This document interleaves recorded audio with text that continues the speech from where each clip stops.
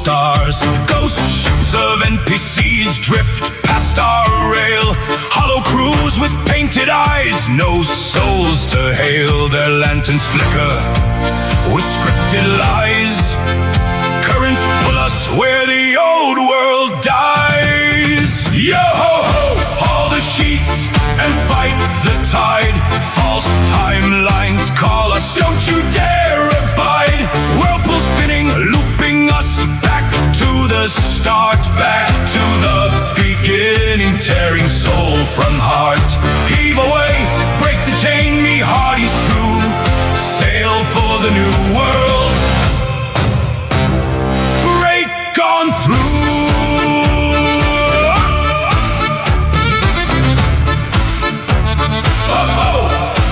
Those phantom hulls creak with empty decks. NPC voices echo of lives we never lived. Currents twist like ropes around the keel, dragging dreamers into timelines unreal. The fog grows thick, the compass spins a wild. One wrong turn and the sim has us beguiled. Yo-ho-ho, haul the sheets and fight the tide. False timelines call us, don't you dare abide. Whirlpool spinning, looping us back to the start. Back to the beginning, tearing soul from heart. Heave away, break the chain, me heart is true. Sail for the new world. Break on through.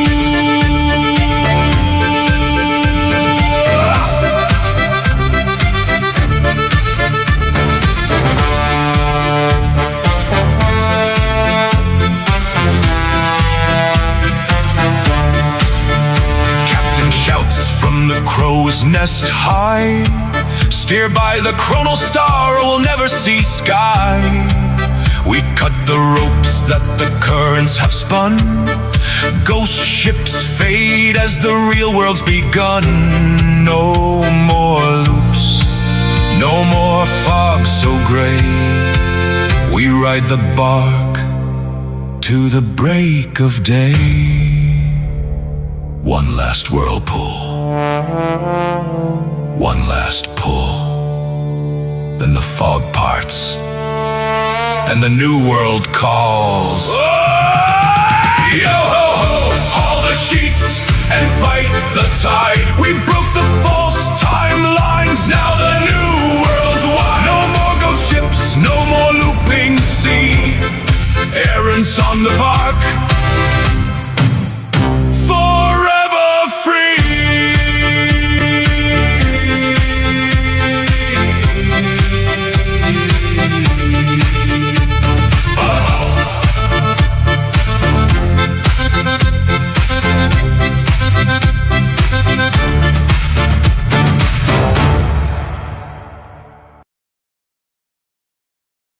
Yeah, man. Forever free. That's the closest thing I can find to an Irish shanty. But you know, I don't know. I'd have to be convinced that there's much of a difference between the Irish and the pirates. None of them go by the rules. Drinking tea today because I'm already coffeeed out. I'm excited about this presentation, and as a penchant for rule breakers, let me tell you something. You guys already know I have a long tradition when I go on podcasts, when I involve myself in different communities. I'm always telling people, man, please do not prep me. Please do not send me a bunch of everything you want to talk about. Let's let this information flow. Well, the Irish, they're very disobedient. So they sent me one anyway. And I'm going to tell you now, I was very impressed. I took a peek. I looked at their questions. Like, wow, there's going to be some amazing drops in this video. And it comes from the questions that the errants in Dublin have asked. So I was very impressed with that. I did peek at it. So we'll be getting into that too. But they've been having a blast today, taking a tour. They're going to tell us about it. But I don't really have any announcements to the end of the video. Things have been going pretty good. I'm working on another video. I told my cipher community. We did like a 5-hour cipher video, and then 2 days later went in and did another 3 hours on cipher. Cipher's been exploding, new revelations, new discoveries, and all kinds of things. And of course, we got about 20 new people in the cipher just the past five or 6 days. But I had made an announcement too that I'm doing another research project that just fell into my lap, and you'll be getting that video on Monday. But without further ado, we have I'm sorry, I said she, like banshee. I meant Cy. We have Cy here in Dublin with the errants in Ireland. Hi, Jason. How are you? I'm great. It's good to see you again. I haven't seen you since the Houston meetup. Do good, do good. Hello, hello. We've been having a great time in Dublin the last couple of days. Some people have flown in from the UK, having a great fun around Dublin yesterday and today. Around cathedrals, and we even passed Usher's Island and Usher's Quay yesterday. Took a few photos for the chronologist. Archbishop of Armagh, yeah, James Usher. I didn't know he had a place over there. Okay. Well, he would have been part of Patrick's Cathedral and Christchurch Cathedral at the times he'd have visited. So we had a good romp around and went up to the cobblestones in Stony Batter and just saw a few bits around town. And then today, we started off, more people came, and we started off in the National Gallery at Apocalypse, a painting by an Irish painter from Wexford, Francis Danby. And you know what? Let me show that famous painting. Let me show that painting real quick so everybody knows. You guys all went and visited that, right? Yes, we started there this morning. Yeah, let me show this. Let me show this painting. It won't do it justice. It's just incredible when you actually see it. Oh, actually, I used the painting as the thumbnail for this video. Yes.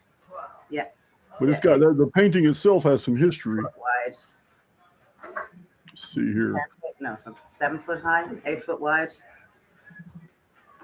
It's enormous. Yeah. Okay. I got 2 different versions. One of them's very, very clear. I'm going to use that one. We did brighten up a thumbnail. Yeah. It's called Apocalypse: The Opening of the Sixth Seal. Here it is. Here it is.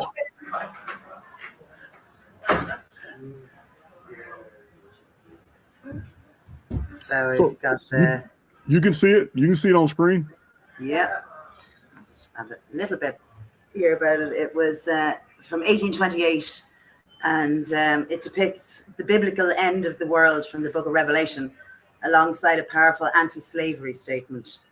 It's in the National Gallery, and you've got your sun turning black, your moon glowing red, the stars falling from the sky, but just in the center, you can see one guy up with it breaking the chains of slavery, the freed slave.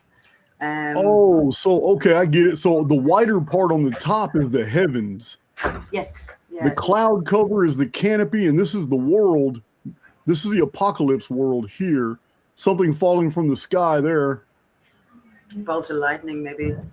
Yeah. Yes. There's your Phoenix phenomenon. There's the moon. There's the moon turning red. Yeah. The sun's turning. Something's obscuring the sun. It's turning black. Yeah. So very curious, very interesting that this painting was done in 1828. That's 1,000 plus 828, which is a Phoenix number. 828 is divisible by 138. It's 2 cursed Earth periods stacked, 414 and 414. But of course, he wouldn't have known that when he painted this. Probably not. I mean, I don't know. It was more. This is a depiction of the sixth seal. When the sun turns black as sackcloth and the moon turns red as blood, stars fall from the sky, and a mighty earthquake affects the ground, while the kings and princes of the earth are hiding in the mountains and the caves and trying to hide from the face of God.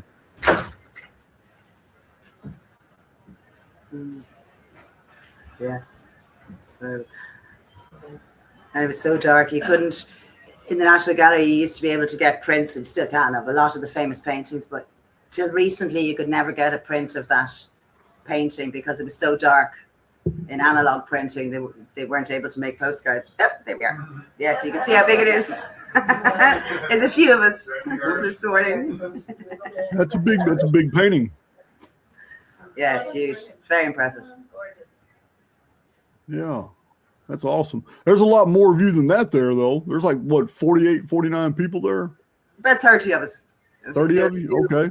Few illnesses called off the last minute, but with struggle on. It always happens. It always happens. Every meetup I've done, there's always 2, 3, or 4 people who can't show up. Let's see. A few more on the way. Yeah, that's pretty interesting. That's pretty interesting. So can you pan? Can you show the Archaix community abroad? Can you pan the camera and see who we're? Have we got our best faces on? We're getting a big wave. Hi, Ali. Yeah. Ali. Yeah. And back to me. Yeah, Hopefully, I man. get around the same place. Hi, Ali. And Pete. And actually, a quick shout out to it was too quick. Okay. To one another. Sorry, I'll try a slow pan. Oh, it's all right. Got your glad rags on. They wanted to go slowly. There we go. Get your face in. All the UK in the corner.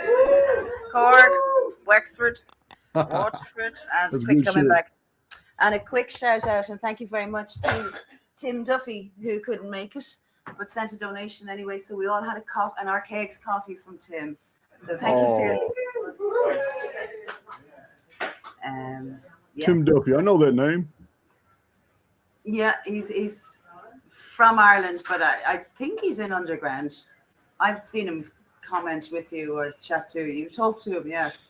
I haven't met him myself, but he's emailed me. Nice man. So we're going to get burning with questions. So I suppose we've Tony here. Tony, would you like to come up? Shall we start with? Are we getting ready to go? I've got Tony Murray here, and he's going to start off with his first question. All right. What's up, Tony? Hi, Jason. Am I right in saying the 522 Phoenix scenario set up a vapor canopy scenario? Are you right that 522 AD began a vapor canopy? Yes. Well, that does appear to be the scenario. We've done a lot of 522 explanations, but it's a real trouble. It's probably the most troublesome historical period that we know. Now, purely chronologically speaking, 522 is unique because there is no other year in world history that both Phoenix on its 138-year timeline and Nemesis X on its 792-year timeline have ever appeared in the same year together. We can go 10,000 years into the past and 10,000 years into the future with a calculator, and they will never again align. But they were both here in 522 AD. And 522 AD started the Dark Ages, and it is the most mysterious 350-year period in the history of the world, in recorded human history that goes back 58 centuries. What's scary is we have more data about the antediluvian world, the pre-flood world of the 7 kings and the 10 king dynasties, than we have of the Dark Age period. That's scary. Let me give you an example. We know that there was a 25-year darkness, which parallels the Ogygian deluge. 1687 BC, there was a 25-year darkness that collapsed the Egyptian Middle Kingdom. It set the entire Mediterranean world. It was a reset. This 25-year darkness that started it's called the Great Justinian Darkness period. Emperor Justinian, 522 AD, 25-year darkness begins. It lasts till about 547 AD. But the problem is that during that 25 years, we have strange things happening all over the world. First of all, it's a strange trend documented unlike any other Christian period.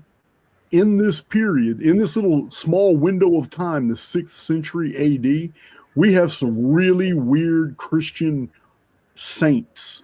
that appeared, and they had like X-Men abilities. They could control the flow of rivers. The Christian saints of the time were said to control floods, torrential rains, even divide lakes. Everything was like water miracles. Everything is water-based in the Christian saints period of the 6th century in the Dark Ages. It's very unusual. It's never been satisfactorily explained why all the Christian monks had powers over water during this period of time. But scientists document that this exact period of time marked a massive increase in hydrological disasters and phenomena all through the entire 6th century. So you ask if a vapor canopy returned, and my answer is the closest approximation is that it did, but it collapsed within 25 years, just like the one after the Ogygian deluge. It wasn't a full-on long period vapor canopy like we had during the pre-flood world. So the problem is that very few historical records even survive from this period of time. And what does survive are copies of records that were filtered through church monks. We don't have hardly any actual source documents. The chronologists, like you're familiar with Fomenko. You may not be familiar with the chronologist Illig or Alexander Del Mar, but all three of these men agreed that this period is an anomaly. Either the histories have been scrubbed and replaced with church-written histories, or we don't know what the hell actually happened during this time.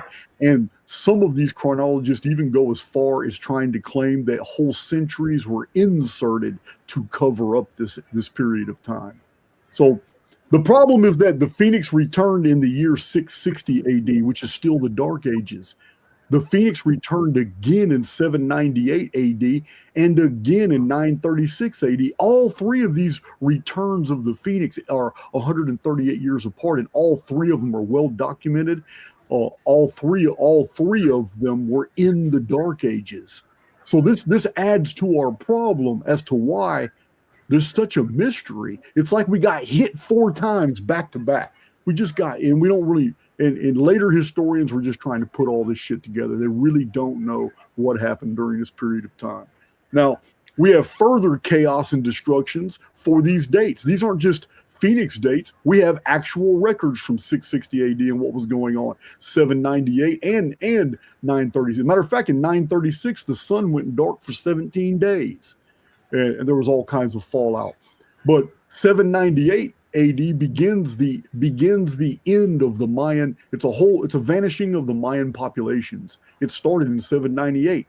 And then by 936 AD, when the Phoenix returned, the Maya vanished completely. They were gone after that. 660 AD, we have the great chaos that erupted across Japan. And we've talked about that recently. They literally described tertiary field phenomena with half the population going crazy and the other half couldn't figure out what was going on because they weren't experiencing what the other half all around them were experiencing. It was a perception problem. It wasn't an environmental problem. Half of the population thought the world was falling apart. The other half of the population thought it was an absolutely normal day and their compatriots were losing their mind. So I don't know about a full-on vapor canopy, but 25 years certainly was. And 25 years is a very long time for the sun not to appear in the sky. So that's the best answer I have for that question. Because the follow-up to that was the evidence of it collapsing is really what I was. Yeah, that's all the water stuff. That's all the saints dealing with all the water problems. The scientific record showing that the 6th century was one of floods, massive rivers becoming much larger than ordinary, torrential rains, rainstorms, and the Christian records of all the saints having these extraordinary powers over water. That's probably the canopy coming down. Okay. Thank you very much. Thanks.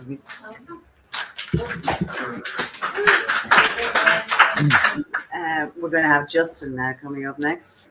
So I do have a question. Oh, sorry, Jason. You did send me a list, and wasn't he the same guy that asked? Didn't he ask about the black boar, the black pig? Yeah, he did. Yeah.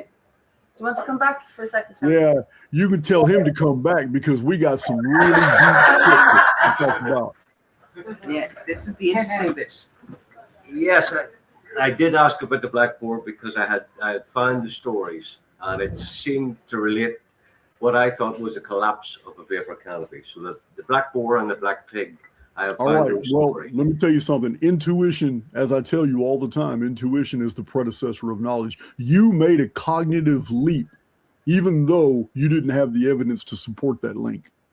Let me explain, man. When you mentioned that, I was like, holy shit, I've got all kinds of notes on black pigs and black boars, and they're related to the Phoenix phenomenon, and I'm going to tell you why. Your first question was about the collapse of the vapor canopy. Vapor canopies are caused by the Phoenix. Then you asked about the black boar, but your citation is one that I'm unfamiliar with. I'm not familiar with the Druid Code by somebody named Sheridan. Thomas Sheridan. Yeah, Okay, he's well, from this was your source material for this question about the black boar ravaging and destroying the land, and you made the connection that the black boar may have been a reference to the sea, Yes. a tsunami coming in and destroying the land and leaving behind across Ireland the debris of these mounds, and that the traditions connected to these ancient Irish mounds are basically the residuum left over from a tsunami that destroyed that infrastructure, and to them it was like a raging black boar. Am I correct so far?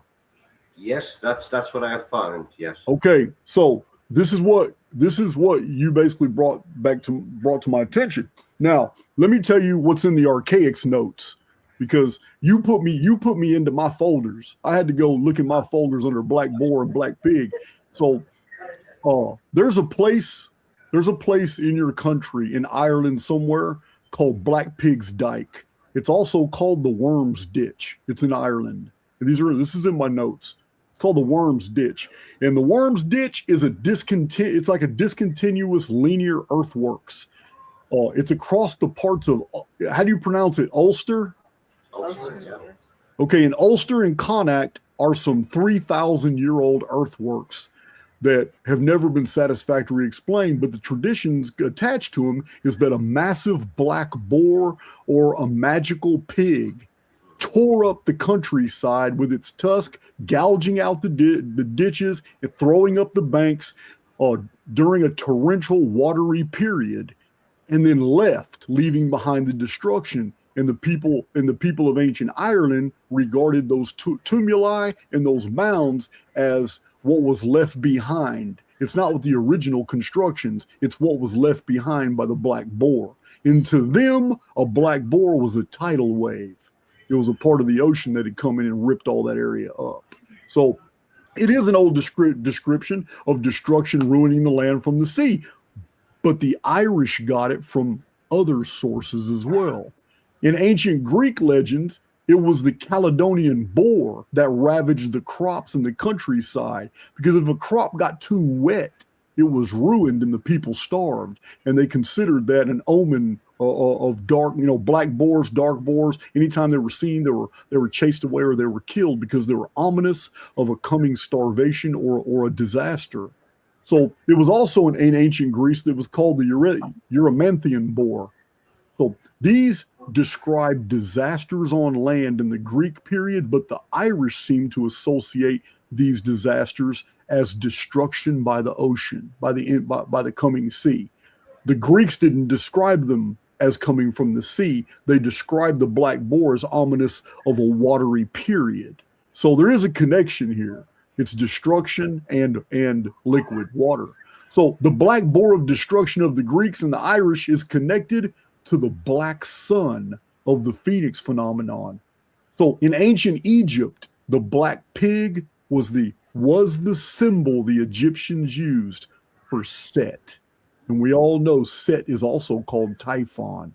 Typhon is the Phoenix. To the ancient Egyptians, therefore, the darkening of the sun to them was described as a great black boar darkening the sun. Typhon, as the black boar, was the god of darkness. This is ancient Egyptian theology. So it's very interesting how basically the same meanings carried over among the Greeks all the way to the Emerald Isle. So The black pig of Set opposed Horus the sun and darkened him.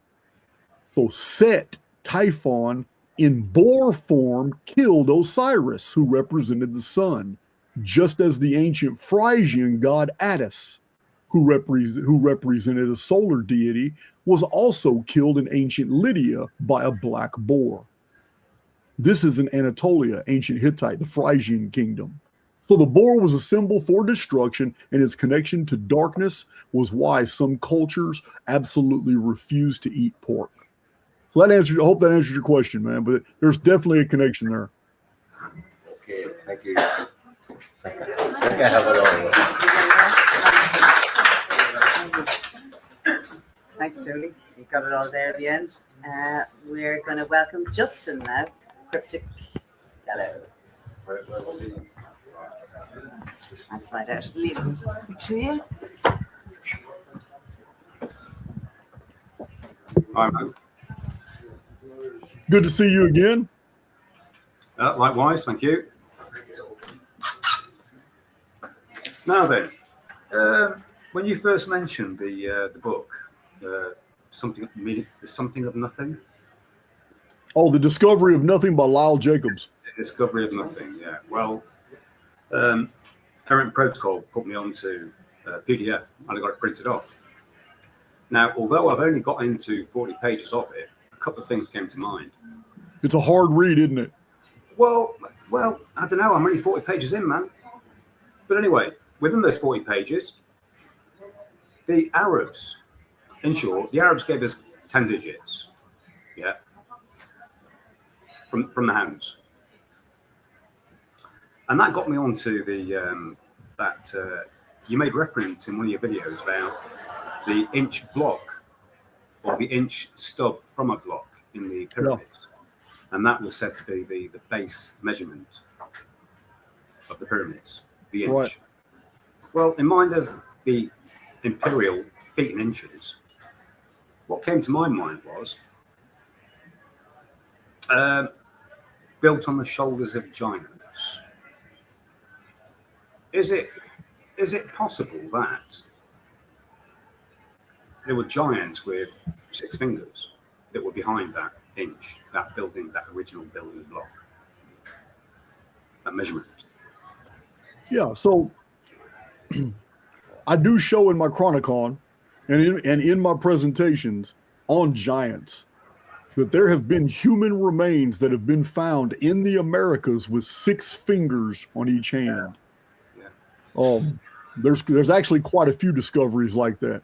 There's even red-headed mummies that have been found in the Americas, in South America and in North America and Arizona, where they had masterwork textiles with weaves. We're talking about thread counts that we can only get with machines today. But they had 6 fingers. The skeletons had 6 fingers. So we know that in the Old Testament, we have one of the 4 sons of Goliath the giant had 6 hands. He had 6 fingers on his hands as well, 6 toes on each feet. The biblical material is very specific about that. And because giantism is environmentally induced, I think that Nemesis X tertiary field that brings also the parthenogenetic changes to amphibians and reptiles and avians, fish and insects also alters humans at conception. The base 6 or 12 arithmetic, our base 6 mathematics and base 12 mathematics is 100% older than the later Indo-Aryan base 10. So just follow me. If the terrasphere right now is base 10, and we have and it's reflected in our anatomy, 10 fingers, 10 toes. So could the Nemesis plane actually be base 6 or base 12, which answers for all the genetic anomalies of human and giant skeletons that have 6 fingers? Now, or base 10 is predominant when the terrasphere, which is our world, is unaffected by a convergence field. But when there is an overlay, when there is a tertiary field, an invading plane, all of a sudden our arithmetic is altered to base 6 or base 12, which is what happened in the pre-flood world. Because in the pre-flood world, we know it was base 6 and base 12 because the predominant mathematical structure that governed all calendrical systems was the sexagesimal system, based off 6, 60, and 600. So pre-cataclysm, pre-Typhon flood seems to have used base 6 and base 12. But after the collapse of the vapor canopy, post-cataclysm societies used base 10. So that's the closest. That's the best answer I can give for that, because we're really just bouncing off conjectures. Yeah, but it had to come from somewhere. The 12 feet and inches. Yes, it comes from somewhere, and like I said, even Giza technology may not be understood. May not be understood fully. We may not understand what exactly the mechanical and engineering function is of the Great Pyramid until there's a return of the vapor canopy. Once there's a massive increase in atmospheric pressure, under the canopy, the temperature, we don't even know what it's going to electrically statically do to the atmosphere. We don't know what kind of current of electricity. We already know static electricity exists, but what kind of electricity is going to exist in a high pressure environment under ultraviolet light, underneath a vapor canopy, when we don't have just the water on the surface and a little bit in the sky? Now we have a tremendous volume of water back in the sky. It's gonna make fundamental changes to our environment, and that may open the door as to how exactly they built the Great Pyramid and a bunch of these ancient structures that have these colossal blocks. But when in the pre-flood world a lot of these things were built, I believe that the majority of the race had 10 fingers and 10 toes. We've seen the skeletons going back, 6, 7, 8,000 years. Human skeletons with 6 fingers. With 5 fingers and five toes. However, the existence of human skeletons that in whole communities, one in Arizona, a whole community was found. Yeah. Not an isolated incident, not a genetic aberration. It was a whole community of 6-fingered skeletons with amazingly advanced tactiles. Well, doesn't that go into the idea that Nemesis X plane is here for 60 years at a time? 60 years at a time is not a long period of time when it's gone for 732 years before it returns, to make the full 792-year periodicity of Nemesis X. So we have found the 6-fingered skeletons. So they have been they are in part of the human historical record, but they're not very many, and we haven't found hardly any at all compared to all the skeletons with 5 fingers that we have. So I think that they are an introduction to the plane. They are not native here. Yeah, well, the feet and inches had to come from somewhere. The imperial measurements. Yeah, they have to come from somewhere, absolutely. But it's based off base 12 mathematics. So on the Egyptian cartouches, there's a lot of giants, isn't there? Who was the guy that you put down to building the pyramid? Was it Enki, was it? Yeah. Yeah. Is there any reference to his pinkies? Excuse me? Is there any reference to his pinkies? Digits. Fingers. Oh, pinkies, fingers. No, I don't remember any. I don't remember any at all. I just remember that in the Sumerian, I only have one on my whole channel. I've only got one video that goes into the Sumerian technical terms describing the Great Pyramid, the King's Chamber, the empty sarcophagus, Enki's role. There's no reference to fingers anywhere in that story that I can remember. So he would have been ordinary. He would have been 5-fingered. But then again, I can't say that either, because who's to say at that period of time 6 fingers weren't ordinary? I don't know. Yeah, fair enough. One thing before I go. The dungeon programming.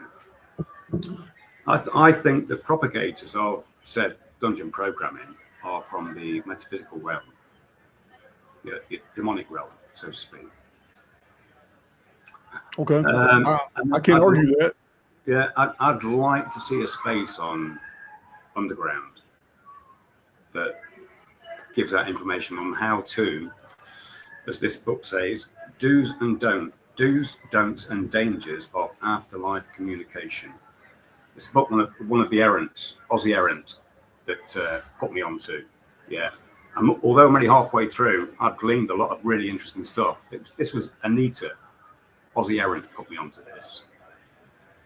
Now, there's a lot of stuff out there, but I found this book to be really, really useful. Despite all the experience I've had, I've gleaned a lot of stuff from this book. I'd like to see a space. So this is more a request. I'd like to see a space added to AU along the lines of, if you can push some people in that direction. Okay. So the criteria for a space in AU is that it's a clearly defined topic, and that it's not already covered in some other space in some way. Yeah. I've done that. I was having a cheeky push, Jason. Okay. All right. Thanks, man. Yeah, it's you'll have to send me a message on it or post it in Underground so we can all look at it, because it's kind of take a vote on the space, because some people have offered ideas for spaces, and then we go through all the spaces and what their subject matter is, and we realize, damn, this fits perfectly right here in a space we already got. Yeah, but man, I mean, you've nailed history, and I know you've still got a bag of nails, but we're in the now. Yeah, and in mind of dungeon programming, I think it'd be a really useful space for people to have a peek at. Yeah. So, okay. So you're okay. I get it now. You're not talking about that book and that research specifically. You're talking about a space addressing dungeon programming, what it is, and basic methods on how to avoid it. How to navigate. Okay. Yeah. I like that idea. Well, I could actually do a whole video on just on negative default programming, dungeon programming, and yeah, that's easy. Okay. Cool, man. Look forward to that. Let me go ahead. Now we've Eileen coming up. She's come all the way from Galway. Okay. West Coast. Norway. All right.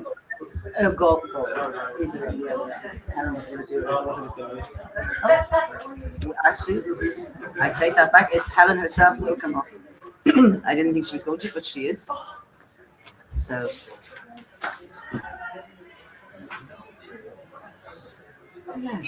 Hello, Helen. Hi, Jason. Hi. That's awesome. I have. My name's Helen. I'm from Galway, and I want to know. Well, just one question. What's your opinion on CERN? And if you think there's nefarious things going on there? Yeah, that's a hard one, because I'm just like you. I'm on the outside looking in. I don't know. I do know that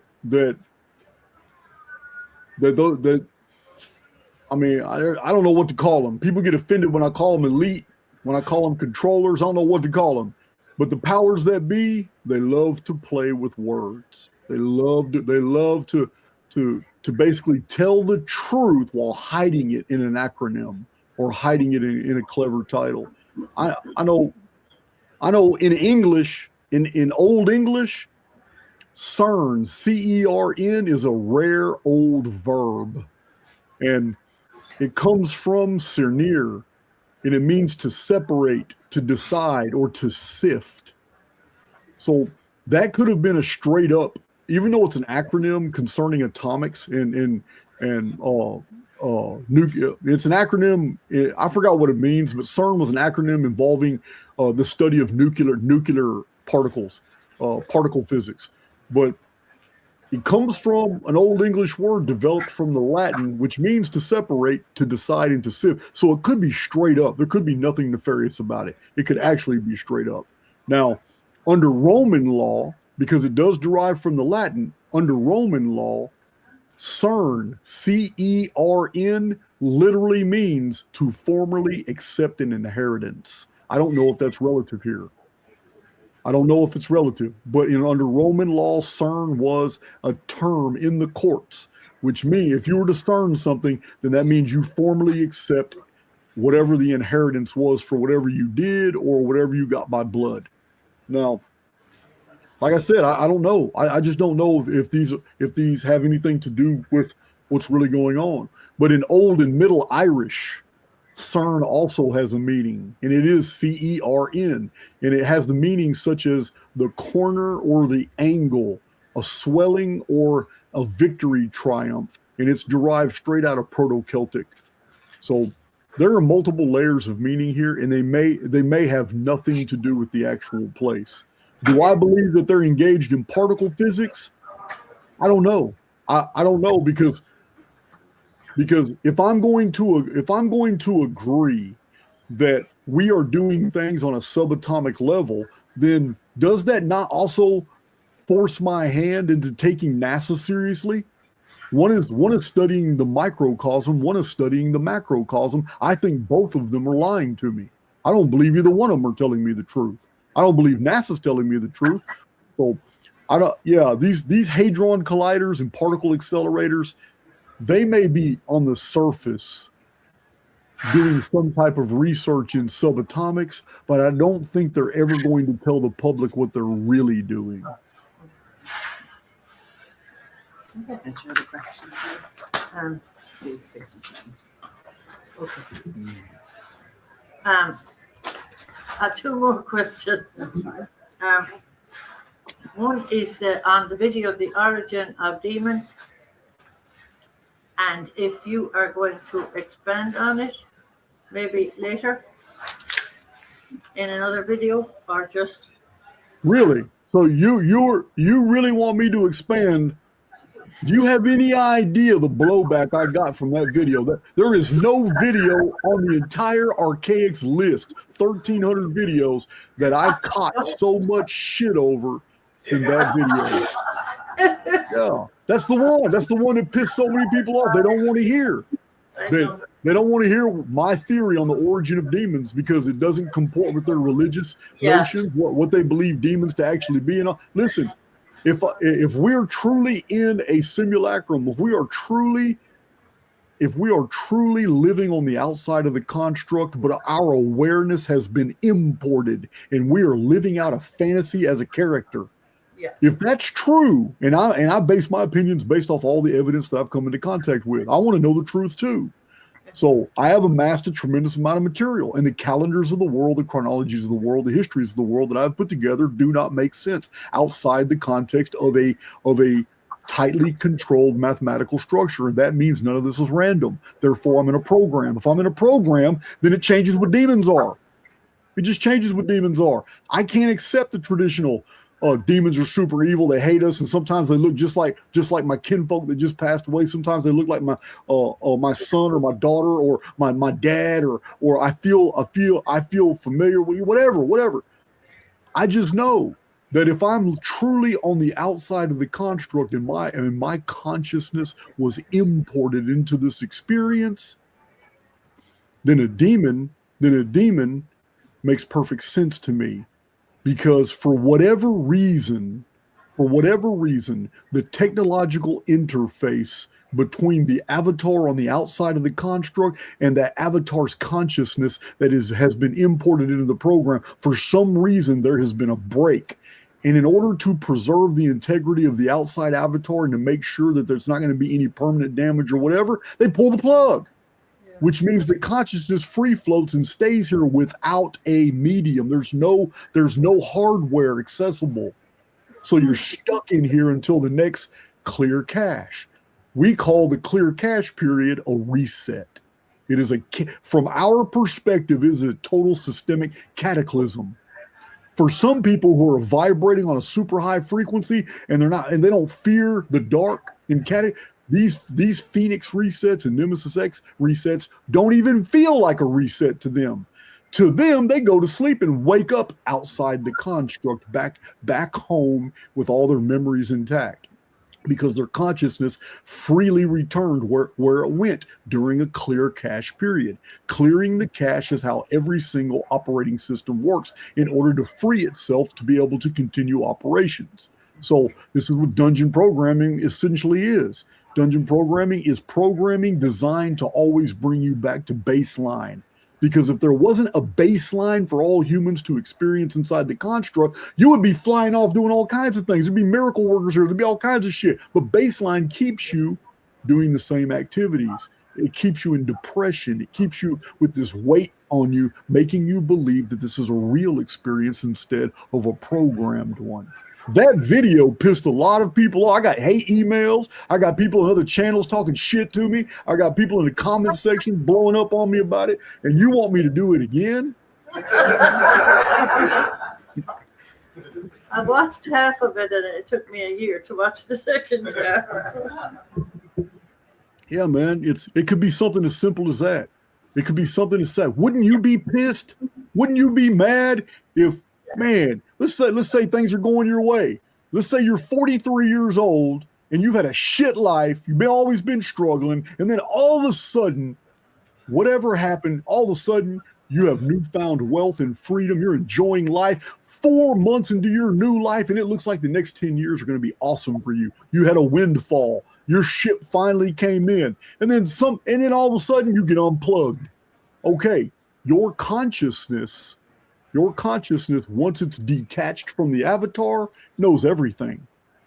So you're freely stuck in a holographic computer module, unable to go anywhere. You can't interface with anybody. Yeah, you're going to be pissed, mad, lonely, destitute until the next clear cache. And because you can't, and when you're pure consciousness, there's no sleeping. There's no sleeping. You're awake the entire time, watching everybody else in the construct do everything they can. If you can even see them, you may only just perceive them, as consciousnesses can perceive each other, the proximity of another consciousness. Yeah, without an avatar, there may not be any seeing at all. You're just stuck in limbo. You'd be mad as hell, and this might be why, like, haunted houses make sense now. Oh, okay. It's not the house. That's where the person was unplugged. That's where they were located when they were unplugged on the outside. Now their consciousness is stuck right here. And people feel that. And that consciousness is pissed, mad, destitute, and time feels like it's stretching on forever because they don't have any frames of reference for the passage of time. They've lost their ears, their eyes, their mouth. The avatar is a blessing. It allows a disembodied consciousness to come in here and feel free, feel alive, and be able to perceive all things. But without that being jacked into a central nervous system, which has the ability to see, hear, taste, touch, and smell, it's going to be a shit experience. So yeah, man, that's my theory on the origin of demons, and it fits perfectly with simulation theory. Okay, thank you. I have one more question. It's just I'm not sure I even want to hear it. it's about another video. Yeah. You said you were going to do with the cigarette cards. When you did the cigarette cards one, you picked one out and you said you're going to do a video on that. So I did one. I know I did one, but did I do a second one? No. So I owe you two. Because I have 3 decks from the 1920s. I have 3 of those cigarette decks from the 1920s, and I remember doing one video.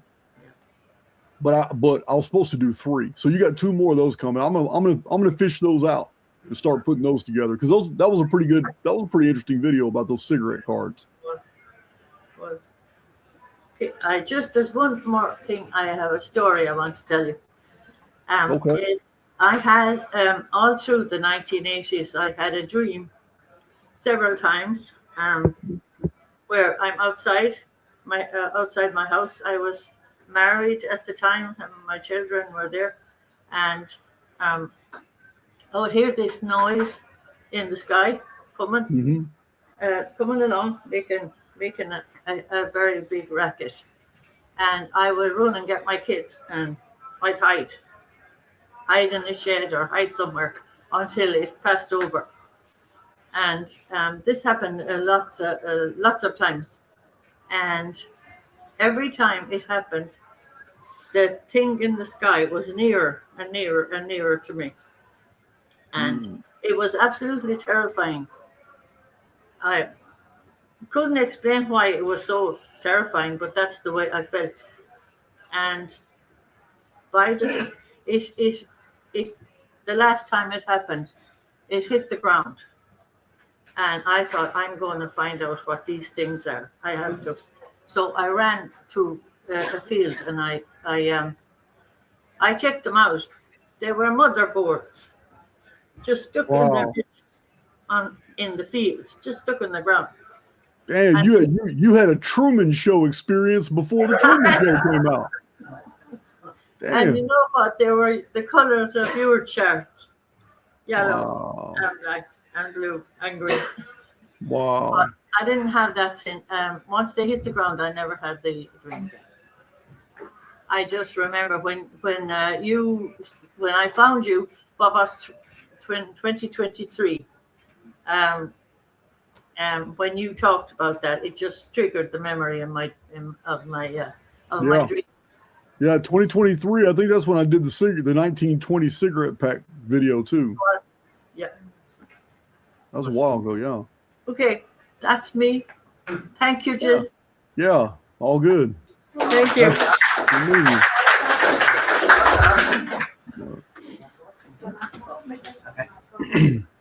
You sure? Michael's gone very shy here. Oh, sure. Just have a We can hear him. over your wrist. I'll leave that to one side. He wanted to know if everything is on a time cycle for the Phoenix event every 138 years, what does that mean for free will? Let's see. This is a free will question with a backdrop. I'm gonna clarify. This is a question about free will, but the backdrop used against free will, which is a personal issue, is the collective experience of the Phoenix phenomenon on the 138-year deal. So the reason he didn't want to come on screen is because he doesn't know I would get on his ass about not paying attention. I think he's coming. He's coming. Uh-oh. You did it. You did it, Jason. Yeah. I'm gonna have to chastise. I'll see you in the yard. How do you pronounce that, Mikhail? Michal. Michal. Okay. So, all right. Sorry for Michael. All right. You call me Mika if you want. Mika. Yeah. You know what? I'm so terrible with names. It's better I not call you anything. Convict 1, Convict 2. All right. Check it out. So, here's a perfect answer to your question. Just because something is true doesn't automatically negate something else, which seems to be opposite, as true as well. When you are a highly individualized being thrust into an environment, it does not mean that you suffer everything that everybody else suffers also in that environment. If there is collective programming like nature, protocols, physics, phi, pi, curvature, entropy, if all these things are running an environment for which you are a participant, it doesn't mean that you are always affected by those protocols. So if collective programming is controlling all of those who are living a reactive lifestyle, it's called dungeon programming, then they willingly allow nature and the program of reality itself to guide their lives in whatever streams they're flowing down. But if an individual decides to go another way, which is called being an errant, if they decide to go another way, there's nothing the construct can do to stop them. That individual is living in their own world under their own dynamics. Both are true. The individual has free will to be where they want and when they want. You have the ability right now to stand up and walk right out of that building. The next day, if you have a passport, you can be out of Ireland. There's nothing in the world stopping you from making those executive decisions. Now, practicality stops you. That's because you don't really have a reason to do that right now. But you could. You have free will. And your free will never change the fact that there's a rock outside that building that's been there for about 700 years unmoved. Has nothing to do with the constructual programming of the world you inhabit. But what you do inside that world demonstrates free will. just because 90% of the population around us chooses to live a reactive lifestyle and go by the laws, go by the customs, go by all the societal dictates, fear when the government tells you to fear, believe the bullshit programming they put out through the media. Just because 90% of the world has chosen to agree does not mean that you have to agree. You have the free will to choose your coordinates, to choose your timing, to choose who you're going to interact with. And these choices are what make you an errant. Thank you. That's it. Yeah, two different realities, man. It's two different realities do not cancel each other out. When you're living in a holographic medium, 2, 3, 4, 5, 10,000, 80 million different realities can all be coexisting at the exact same time, and every single reality is finitely attuned to the individual experiencing it. Let's get the pain in the ass. Yeah, no doubt. No doubt. I'll share some with you. As I told Rebecca and Tig, this is my last trip. I'm not coming back. All right. You know That what? makes sense. I can't argue with that. I can't argue with that, but I can say this. I can't argue with your decision, but I can say this. You don't know when you open your eyes outside the construct and you instantly remember who you are, where you're going and all, and you don't know what your decision is going to be once you're out there and you realize that every bit of this lifetime only took 19 minutes in the real world. True. You don't know what you're going to decide once you're outside this construct. In here, the programming is so beautifully convincing that we have to have 3 and 4 hour Archaix videos just to even process this bullshit. Yeah. God, yeah. Just don't Thanks know. very much for that. Yeah, man. Slow.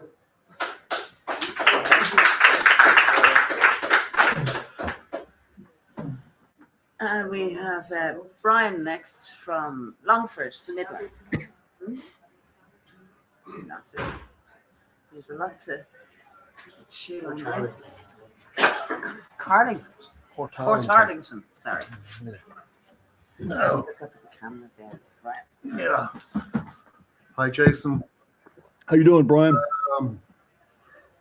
Yeah, I found you out about 4 years ago, thanks to Max Egan. I have to say, just absolutely fascinating stuff. You know, Awesome. a lot of stuff just kind of made sense. Everything that kind of clicked into place. Right. I have a few questions anyway. A few books here. I don't know if you've heard or seen this one. This is given to me by my uncle. who's a Second priest. Sleep. I've never seen it. Looks like fiction. It's a fiction novel, Okay. but it's a reset novel. Okay. And it was when you're reading it, you think you're in medieval England. And it's about a young priest who goes to a small village with strange things happening. And it's called creative nonfiction. It's when they take actual history and weave it in and just create fictional characters. yeah, and so it's a remote village with strange things going on there. So the priest, the parish priest that was there, he died, and he was collecting artifacts. So the story is, what if your future lies in the past? So the artifacts that he was finding, so we think we're in the medieval England, were stuff from today. Mm-hmm. So laptops, mobile phones, all this kind of stuff. So obviously the church authorities had to move in and clear all this out because people were beginning to wake up that something happened. And as I said, what if your future lies in the past? What's your take on that?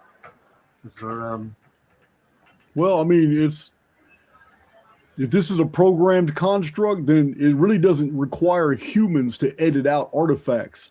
Mhm. So even in computer programming, if new coding was introduced over a substrate of older coding that makes the baseline for the program, even the inactive pieces of the prior programming, programmers call them artifacts. Did you know that? This is programming language. They actually call these pieces of code that are inactive and no longer used, but they're still stuck in the program, and to extricate them might damage the whole overall system. So they just leave them alone. But those little pieces that are no longer used anymore, different coders that are looking at the code can find them, and they're literally, in computer parlance, called artifacts. So even in computer programming, it's little different. It's a little different than reality. If reality is just coding, even though it's holographic, then that means artifacts can be edited out without humans in the construct actually doing the editing. So what humans are used for is thought police. Just because you can't find, okay, right now you and I can't locate a giant that's 9 foot 9 inches tall. We can't. But we know in the past that they were found, and we know that they're in the traditions. We know that many texts talk about them. So this artifact is not locatable by you and I, but we know mentally that they've been here before. So now humans are needed for censorship. It's called thought police. So these humans are used in different ways to rewrite history, to censor, or to create new legislation to keep you from talking about certain things or certain people. So yeah, I believe the loop. Well, what you're describing is a loop, and what we used to be technologically advanced, and that all evidence of that has been erased. And I believe that is the case. I have talked about that in the past. I just think the erasing is more sophisticated than like an adjustment bureau coming in here and do it. I think the construct has protocols in place that actually do most of the erasing. Yeah. And this guy is a mainstream author, but he seems to know the whole concept of resets and simulation theory, you know? Well, you, So why do you think people are onto this? yeah, I mean, it's becoming quite popular. What's the year of publication on that book? What's the copyright? Only a couple of years old. Yeah. See, well, let me tell you what's also going on. Very popular authors are not stupid. They're all over social media. They are all over social media looking at the most Google searches, the searches on YouTube. What are people the most interested in? And they tailor make their books to fit the newest fads and fashions. It's similar to the guy I just exposed, Guy Anderson. That's what he's doing. His books are absolute copy and paste garbage. But that's what he's doing. He's taking all the most popular conspiracies in the entire truth community, weaving them all into a single narrative, and then patting on the back all the biggest names in the theater, so maybe he'll get an invite on their shows. It's the same thing these popular authors are doing as well.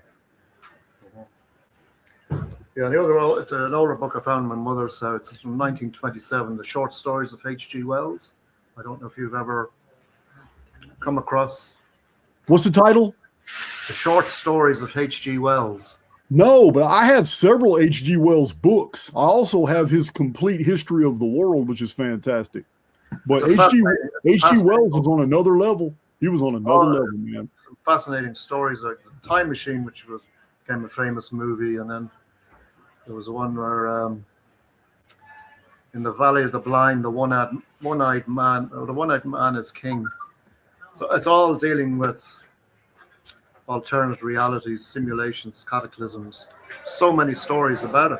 It's all in there. And it was like this was published in 1927, but the stories were all written around the turn of that century, going from the well, there's one story in there. I don't know if it has that story, but I have the book. It was sent to me by an errant. H.G. Wells wrote a story explaining that all the skyscrapers of the world. The book was written as if the book was written in the 1930s or 40s, but it was written from the perspective of somebody after the year 2106 who is giving us a history of the last 150 years. And they described that a new religious cult began in 2105. And by 2106, we had already started worldwide taking down all the skyscrapers. And 2106 is the key year in the Archaix research chronologically. Yeah.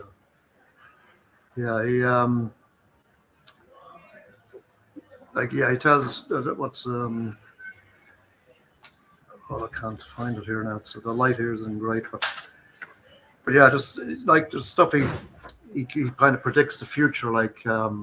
Yeah, some good shit. Talks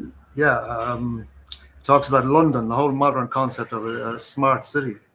He was talking about it right back then, Yeah. and basically a couple of people tried to escape because everything was in London. Everything, like your life was there. And if you escaped outside, obviously there was obviously a cataclysm, and there was no way you could survive outside the city. You had to. And many other stories borrowed that model, like The Island. You know, what's that show?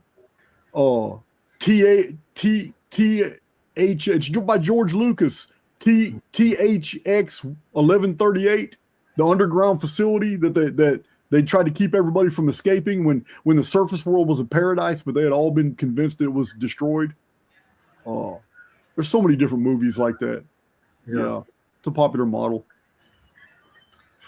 Yeah, a couple of questions. You brought up the Truman Show earlier, brought up there recently, one of the questioners. Yeah, I mean, I watched that movie several times, but only when I came across the Archaix material that everything finally fell into place. All right. So what is it about the Truman Show that you want to know, or what that you like the most? Well, for me, it was the fact that he was in this reality show, and he had to get out. He had to break free or die trying. And that's the Truman Show. The Truman Show was a masterful work of art in the concepts that it conveyed. And I believe that I could probably in a very short sentence, probably sum up some things about the Truman Show you didn't know. It is epic what they did in this movie. I believe it was 1999, 1998, 97, something like that. Yeah. What year was the Truman Show movie? 98, I think. Was it 98? The same as The Matrix then. Interesting. Oh. So the Truman Show, the movie is truly about an artificial world. It's an artificial world under a dome. Mm-hmm. And you know the stars are just lights. And water is what keeps that world isolated from the rest of the world. So also in the Truman Show movie, the explanations for anomalies that Truman sees are provided, but they're just not necessarily believable. Every time Truman sees, like when the star Sirius falls from the sky and it hits the street and he goes and investigates and he sees Sirius on there and he sees that it's a lamp. It is a cinema lamp and it fell from the ceiling, the vault of the sky. And as he's perplexing on it, the news inside the construct provides an explanation about a spacecraft or a satellite passing overhead lost some of its parts. So it always provides an explanation, even if it's not believable. So occupants inside this false reality, they're observed. Wasn't the Truman Show watched by the whole world? Remember, everybody was on televisions everywhere else watching what was going on inside the artificial construct. It's the same principle as right now. We call those on the outside of the construct watchers. So another great aspect of the Truman Show was belief that the world was real is what kept Truman pretending to be a member of that world. But from the very beginning of the movie, there was always an escape. Always an escape. He wasn't truly a prisoner. He was a prisoner because he had adopted the mental belief that everything around him was tightly controlled, governed, and that he had free will. And as long as he believed he had free will inside of his environment, he didn't want to go over the ocean. He didn't want to travel anywhere. He didn't want to do anything. Everything was right there for him. He had everything he needed. He was a simple man. But once his world started falling apart, once he started seeing the cracks in the holosphere, that things aren't adding up, that's when he wanted to go. And when he decided to go, there was great resistance. This is dungeon programming trying to feed you back into a feedback loop. That's what the storm was. The storm that Truman felt when he was out there on the water, that was dungeon programming trying to loop him back in. But he ended up escaping anyway because he realized all this is bullshit. He started calling it out. And once he started calling it out, And it became obvious to the viewers. Once the watchers realized that the observed realized that they were being observed, escape was easy. Escape was so easy for Truman after that. So here's another aspect of that movie that blew my mind. That movie gives a nod toward the day count system. You know, one of my greatest controversies with all these other authors on the Anunnaki and Sitchin studies is the Shar count systems. Well, when that lamp fell from in the movie, it was Truman's 10,909th day alive. It was the 10,909th day of broadcasting for the movie. So that means the whole world was observing Truman's life, and that means he was 29 years old. He was 29 years old when he first came across direct evidence that this is a falsified reality. And shortly after that, he was gone. He was gone. But yeah, that was a badass movie, man. It was an awesome movie. Oh, yeah. Incredible, yeah. Groundhog Day is another one. Have you seen that one? Yeah, Groundhog Day's a mind fuck. But yeah. Yeah, it's a mind fuck, man. But he still had to work hard to get the hell out of there, you know? Yeah. He was in a loop and he had to. So Groundhog Day was before Truman Show. I believe it was the early 90s. I believe it was the early 90s. So funny you mentioned Groundhog Day because Bill Murray plays the weatherman named Connors. Both Murray and Connors are both what? You know this. You should know this. Irish names. They're Irish names, yeah. They're both Irish names. Yeah. Both of them. So that's Groundhog Day. Bill Murray is an Irish name. Connors is an Irish name. But it's a crazy movie because he first experiences denial. When he gets caught in the time loop, he denies it. His first visceral reaction was, "This is bullshit. This ain't happening." He tried to prove to himself that it wasn't really happening. He denied. So he denied being in a time loop. Then after a while, he realized he really is in a time loop. So he says, "Fuck it." And he decides to abuse his knowledge. And then Bill Murray goes through and he seduces women. He steals. He manipulates people. He uses the information that he knows that he's not going to die and he's okay. And he's stuck in a time loop. So since he already knows everything that's going to happen, he starts using it to his advantage. Now, after a while, he gets bored of that shit because he's still stuck in the loop. He gets totally bored, so he starts panicking. In the movie, he starts panicking. He tries to kill himself. Didn't work. He still woke up. He's still in the same time loop. So he tried to kill himself again and again and again, and none of it worked. And then he becomes destitute, and he realizes he can't escape. And only after he's has a meltdown, and he starts helping others. He starts becoming more mature. He learns skills. And he decides, man, that, there's other things going on in this loop. At least he can help other people out. All of a sudden, easily gone. He gets out the time loop. He's no longer stuck in it. So this is basically, it's a really interesting, funny movie, Groundhog Day. But the real message here is deep. This is a story of ascension. This is the story of ascension from a construct that is itself stuck in a loop. The entire reality programming of the construct is looping. Evidence that the individual is not here to save the world, but is here to experience it, to adapt, to learn, to grow, to mature, and to ascend. That is the deeper meaning of Ground. Even though it's a comedy, the deeper meaning is all about you're in a programmed reality. It will never change. But the change is actually you. And once you make the necessary change, you ascend out of that loop. You're no longer a participant, you're gone. Yeah, that all came clear after listening to a lot of your stuff, So I love both of those movies, man. They're great. Yeah. And then you touched on dungeon programming. I have quite a few friends who are well awake to what's going on in the world, right? But when I bring up your Archaix and stuff, they tend to be quite hesitant on the whole thing. Because they're open-minded people. They know what's going on. They're questioning everything. They're looking at it, but for some reason the only somebody else asked that too. It's later on in that list of questions that was given to me.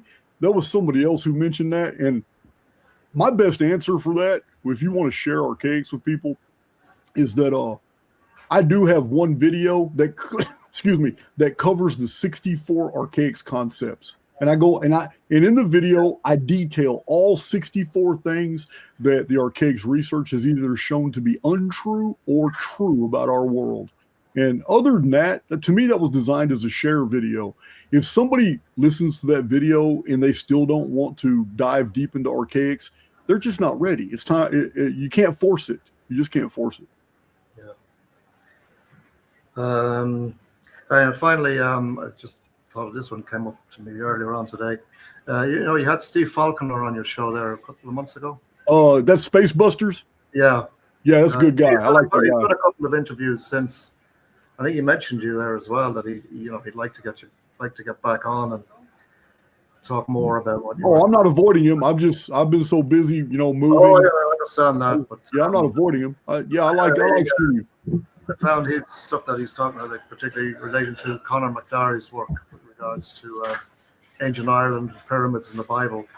Yeah, I mean that's fascinating, and that the Hebrew language is actually Old Irish. Oh, you talking about this guy? That's the guy. Yeah. Yeah, you're talking about this guy. Yeah. So I like to prepare myself before certain thematic videos. So I thought I was going to get through this book real fast, like I did some of these shill books I read sometimes. There's no going through this book fast. This is one. It's in microprint, so I have to read it with I can't even see it with my glasses. Yeah. I got to read this with a magnifying glass. In two, it's way too rich in historical citation. It's like reading Frederick Haberman's Tracing Our Ancestors. Oh my God. Yeah. Mm-hmm. So there was no hurry up reading this book before we did this video. This is something that's going to take me some time. Okay. Yeah, it'd be good if you get into it more, you read it, a bit more to cover on that topic. I think it's a very interesting, particularly for us in Ireland, because it's relating to that. Yeah, absolutely. Where we all started, I think. Absolutely. But anyway, that's it for me. So thanks very much, Jason. Appreciate it. All right, man. Well, it's good meeting you, man. Yeah, you too. Take care now. Bye-bye.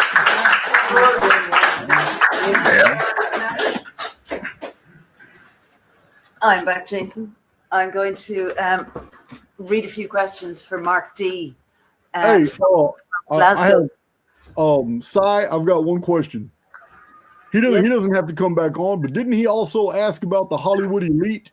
And are the Hollywood elite aware that we're in a simulated reality too, and that the coming reset? All that, yeah, because Brian asked that question too, didn't he? He did, yeah. I don't see that from Mark. No, it's Brian. That was Brian's question. Yeah. Because he's the one that mentioned the movie, so that question had to have come from him. Yeah, but did I miss that? No worries. No, sorry. There. So I'm going to answer that question. Yeah, so do you reckon that the Hollywood elite are very aware of the simulated reality and the coming reset? Yeah. Yeah, Brian, I'm going to answer that. It's not going to be the answer that you're probably anticipating. But after I read your question, I gave that some thought. And we already know the industry is very tightly controlled. So you're asking about Hollywood elite, and we know these actors and actresses that make all this massive amount of money. Listen, the actors, actresses, and supporting staff of the movies, they're just the ones that carry out the message. I personally believe that most actors and actresses are dullards. Most of them are just morons, chosen for how they look, how they carry themselves, bloodlines, or because they were willing to sign the contract and do whatever was necessary to rise to the top, which makes them controllable. But do they actually understand the subtext and substance of the cinematic productions that they're involved in? I don't believe so. I believe that actors and actresses mainly learn just how deep movies are only after the movie has made it to the public, and they start reading some of the reviews and and then people write articles and books, and they realize, damn, I never even know I was in a movie that was that deep. Yeah, I don't attribute any extra intelligence or talent to actors and actresses. They have shown me over and over when they make political statements and when they make social statements that most of them are morons. I am not impressed with actors and actresses. So to me, the Jewish control power structure, they can easily use these actors guilds and these screenwriters guilds for their purposes, but even they themselves often are just a tool.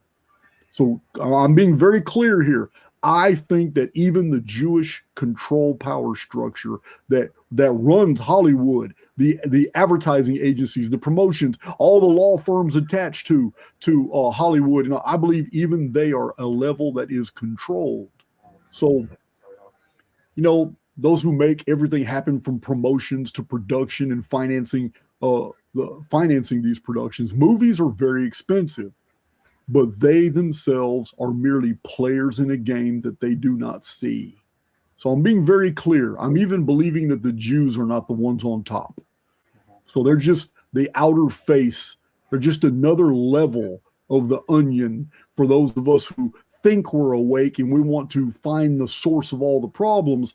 They're there as a bastion. Hopefully they'll be scapegoated. We'll blame them. So are they guilty of a whole lot? Hell yeah. But are they the top? No. Yeah. So I'm thinking that the inspiration, get this now, because this also is just as deep as the Truman Show and Groundhog Day. But the very inspiration for the Easter eggs that are put in these cinematic productions, these badass movies, the intel drops, the concepts, the glimpses into our reality that we see in these movies, these are coming from somewhere higher, from an awareness that seeks to awaken us, to awaken souls inside the construct, and it can't do it with direct information. For some reason, there is a prohibition from telling those inside the construct that they are in a construct, but other modes of communication are acceptable. So I believe that they may, whatever it is, it must do this through the architecture of deceit and greed, already operating within the closed system. So this makes the messages deeply hidden in cinema to be the work of inspiration, the language of the benefactor. This is a predator versus prey ecosphere. The programming is negative default programming. Everything has a tinge of negativity here. It is punctuated by clearing the cache, which is a total systemic reset. But underlying all of this, there's a substrate of beauty, and in and of itself contains messages. And there's something using books, media, movies to convey deeper concepts about our reality that are completely disconnected from all the evil and all the shit that we can finger point on, all the darkness we see in social media and all that. Something about these badass movies is always conveying deeper truths, and those deeper truths are always inspirational. Yeah. But how do you think that? Why do people like us see these truths and most people don't?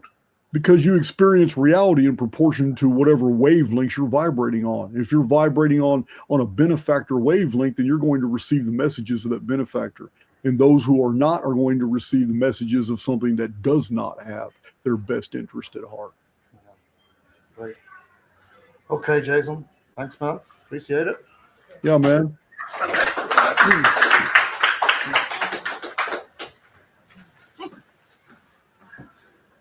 I'm back again now. I have a couple of questions from Mark D. From Glasgow. He was at Skipton in May, and he asked you a really interesting one previously in Litchfield the previous year. So, being from Glasgow myself, I know the Scots tribe come from Ireland originally. The name Scots coming from the Roman Scotia. I've wondered for a while now, and going purely from the similar names, if Scotia comes from the name Scythia, and the Scots may have been one of the mitigating Scythian groups. I've seen arguments in both ways, and of course the mainstream voices usually dismiss it. So, are there any citations from your research that mention a Scotia from Scythia link? And as a related question, it's also said by some that the mysterious Picts of Scotland, who didn't write anything down, might also have been another of the Scythian migrating groups. So similarly, are there any citations you've seen? Probably should have. It's a good question. I mean, listen, I'm honored. I'm honored that an Irishman would be asking a Texan about Irish history. Thank you for that. That's an honor. But, so I did mention Frederick Haberman, Tracing Our Ancestors. This is a book that you might want to check out. It goes into a lot of the what you're talking about. Also citing records. I don't really know exactly what his conclusion was, but I do know that the Scots did not call themselves the Scots. This was a name attributed from the outside. They didn't call themselves the Scotti. So this was what the Latins, this is what the Romans called them. They didn't call themselves that.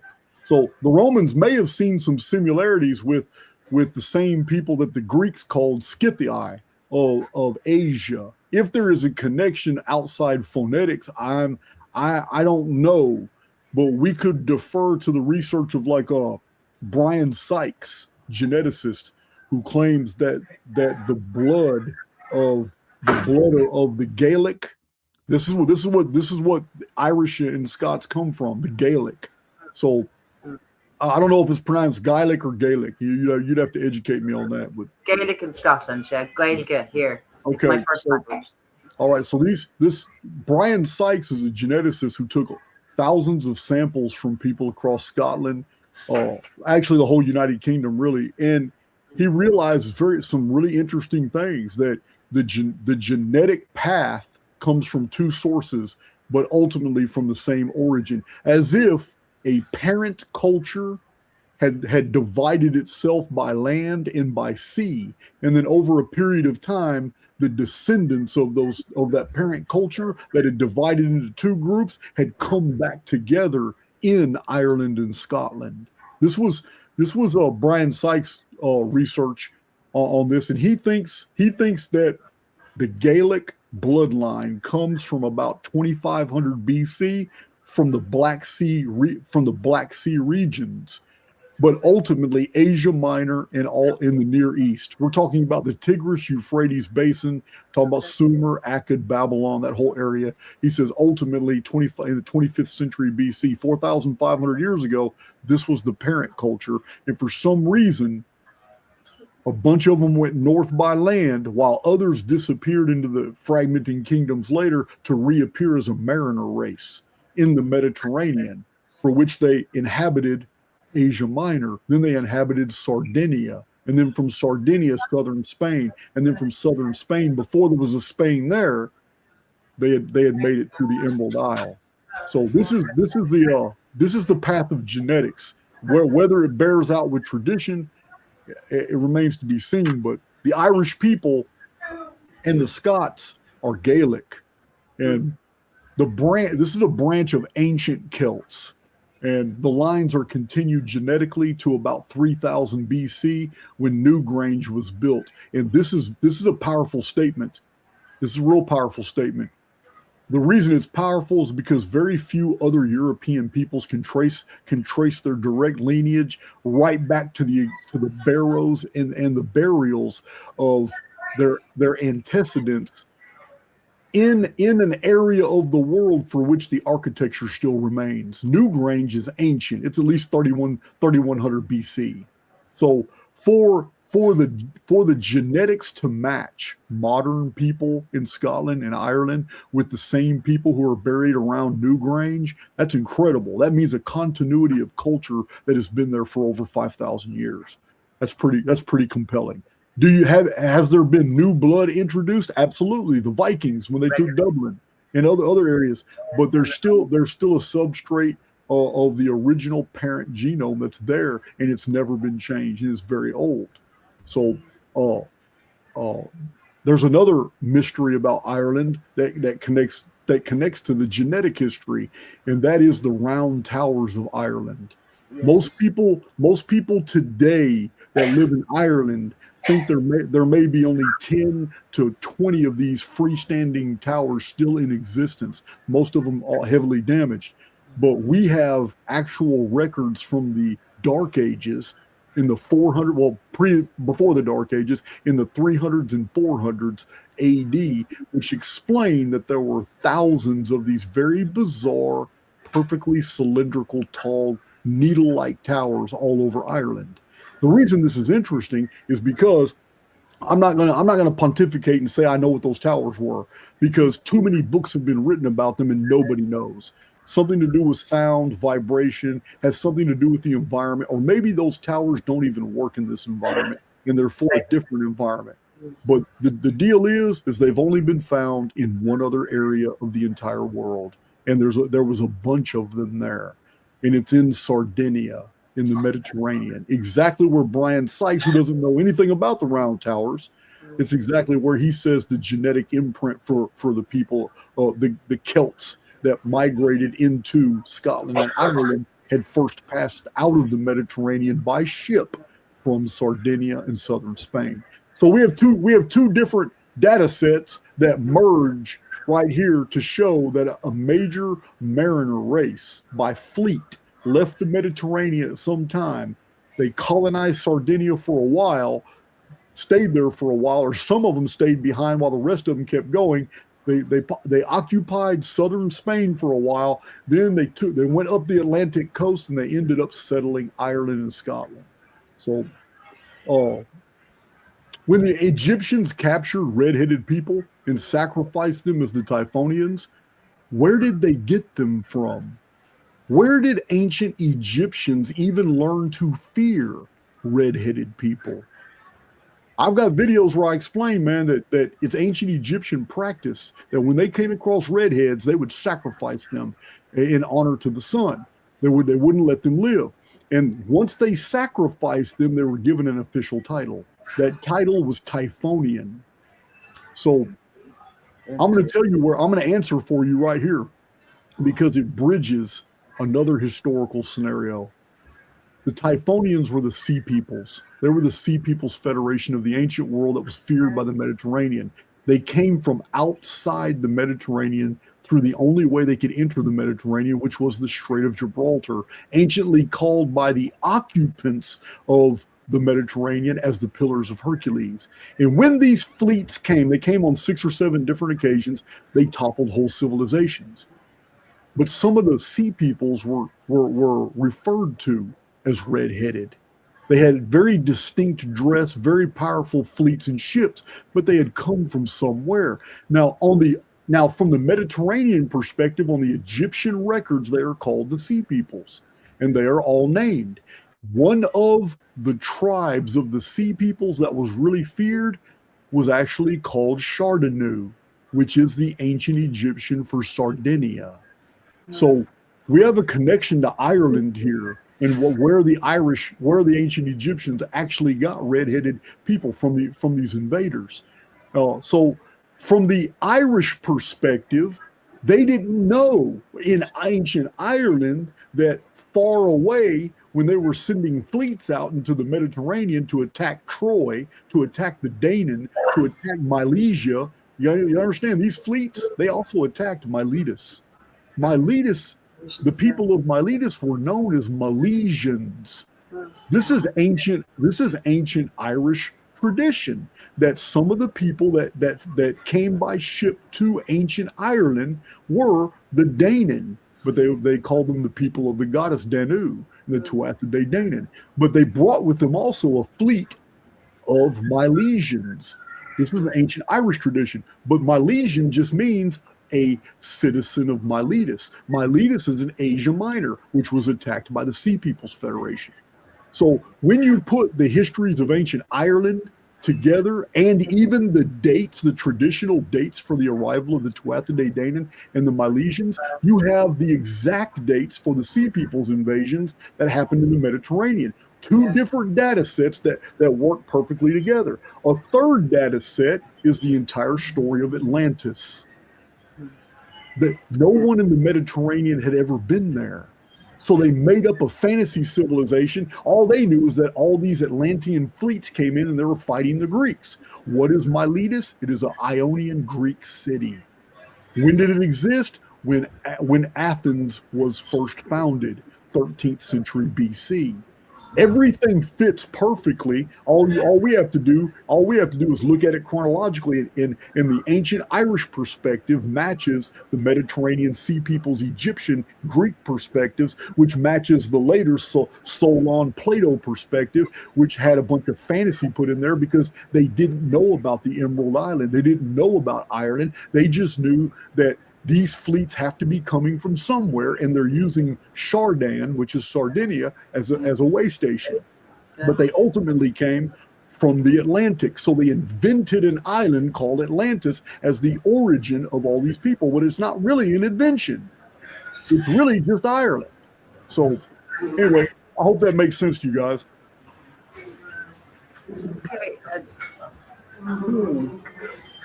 So Mark also had a second question linking on from that about mythical islands. The mythical island of Hy-Brasil lay beyond Ireland and is on some of these old maps, yet north west of the island. Do you think it actually existed? And was it part of the Atlantis Empire, which I've heard you say the Azores are likely another remnant of? Yeah, Hy-Brasil, okay.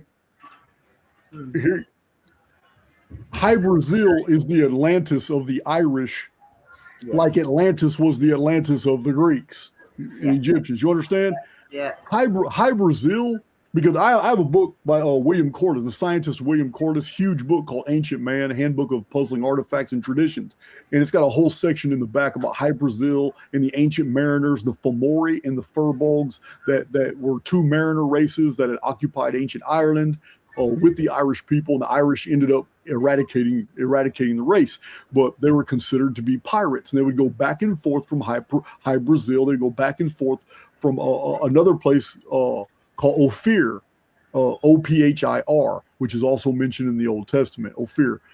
So where the land where gold comes from is South America. Ophir later becomes Peru to the Castilian and Aragonian Spanish that ended up occupying the area. But in ancient Semitic histories, Ophir, which was Peru, was where gold came from. And that's why the Inca had so much gold. Hy-Brasil is North America. Hy-Brasil being North America is exactly how ancient Irish navigators would have found North America, by first sailing north in the Atlantic, but we don't really live on the globe model. If you look at a flat earth map, you will understand how you go from Ireland to the North America very easily. On a globe model, it looks like a mystery.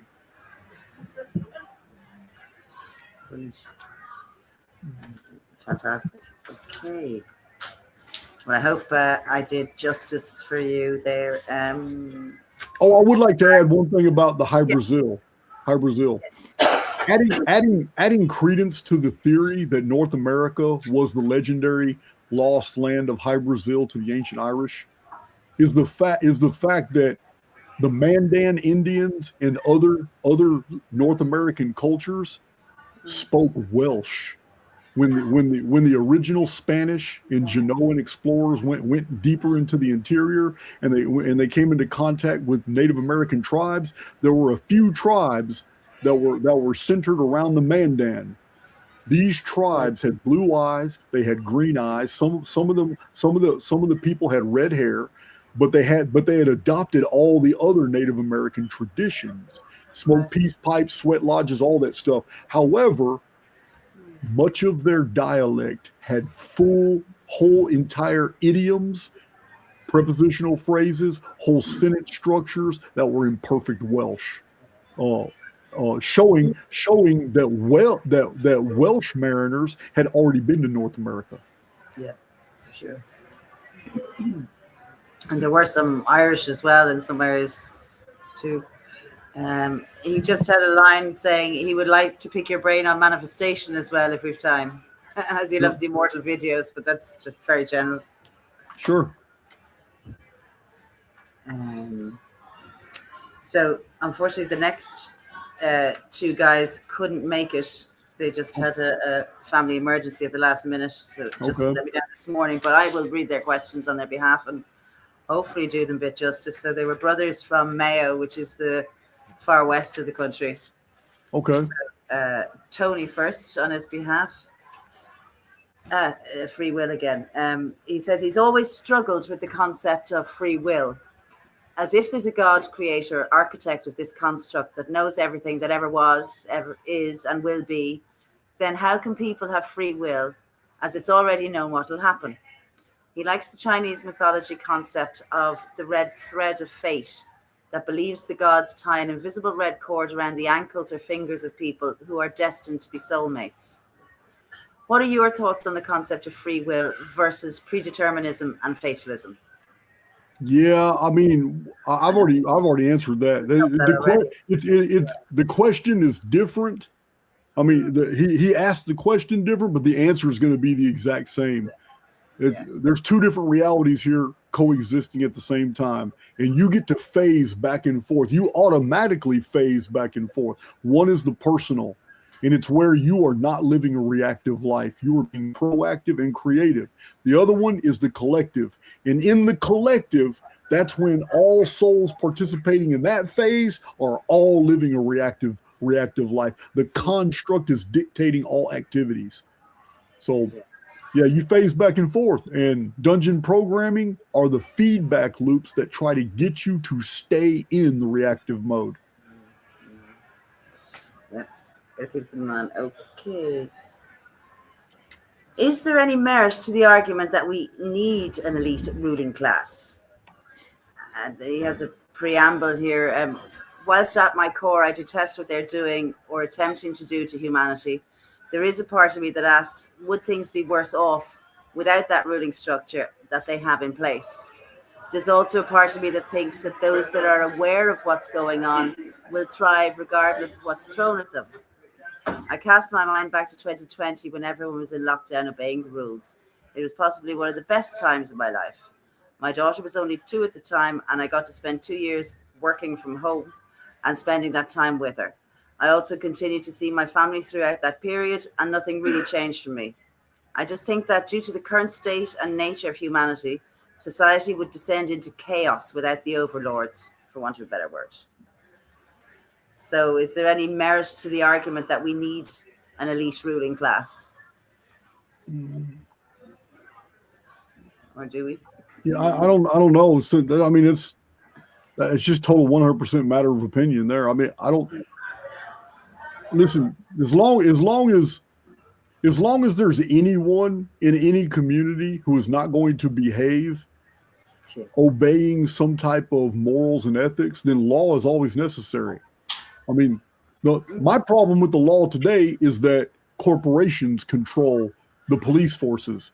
But in a perfect society, I have no problem with police. I have no problem with governing infrastructures as long as they do their job. My problem is that all politicians are captured. You're never going to convince me that anyone who rises in politics, they have not thoroughly vetted. Every single individual that rises high in politics is thoroughly vetted. If they don't fit the profile, they're warned off. If they don't accept the warning, they're killed. Simple as that. I don't believe in the two-party system ever actually being two parties. No, if there's ever a name that appears on any ballot in the world at the high levels, then both are already a captured personality. They're already subservient, and it doesn't even matter which one you vote for. So, in a perfect world, I believe in police, but we don't live in that world. Therefore, the police are bought, and they're not going to enforce the law. They're going to enforce whatever laws are needed to oppress whatever people need to be oppressed by the elite. Yeah. To follow on from this, have you ever uncovered any evidence that alludes to a time when humanity will have the ability to be free of the control and have the wisdom to govern their own lives? But that's not why we're here. Yeah, I don't see it. I've never seen it. Look, listen, I lost some viewers when you remember I used to say this regularly, but I hate to hurt your feelings, but there has never been a golden age anywhere in the historical record. There has never been a time of peace and prosperity where everything was going hunky-dory. It's never happened.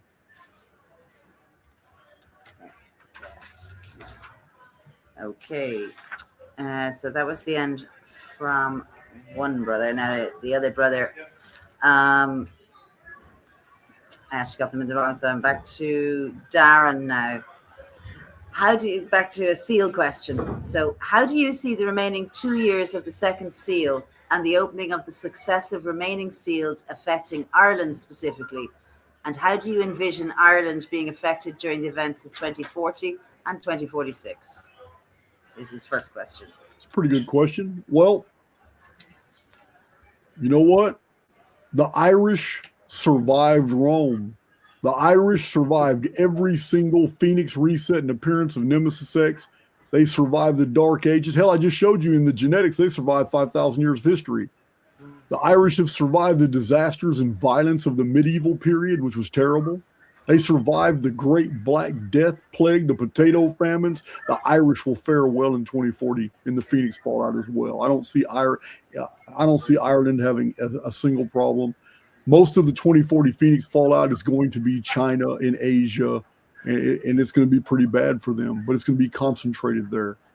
So remember, when it comes to Phoenix fallout, 75% of the world gets a pass.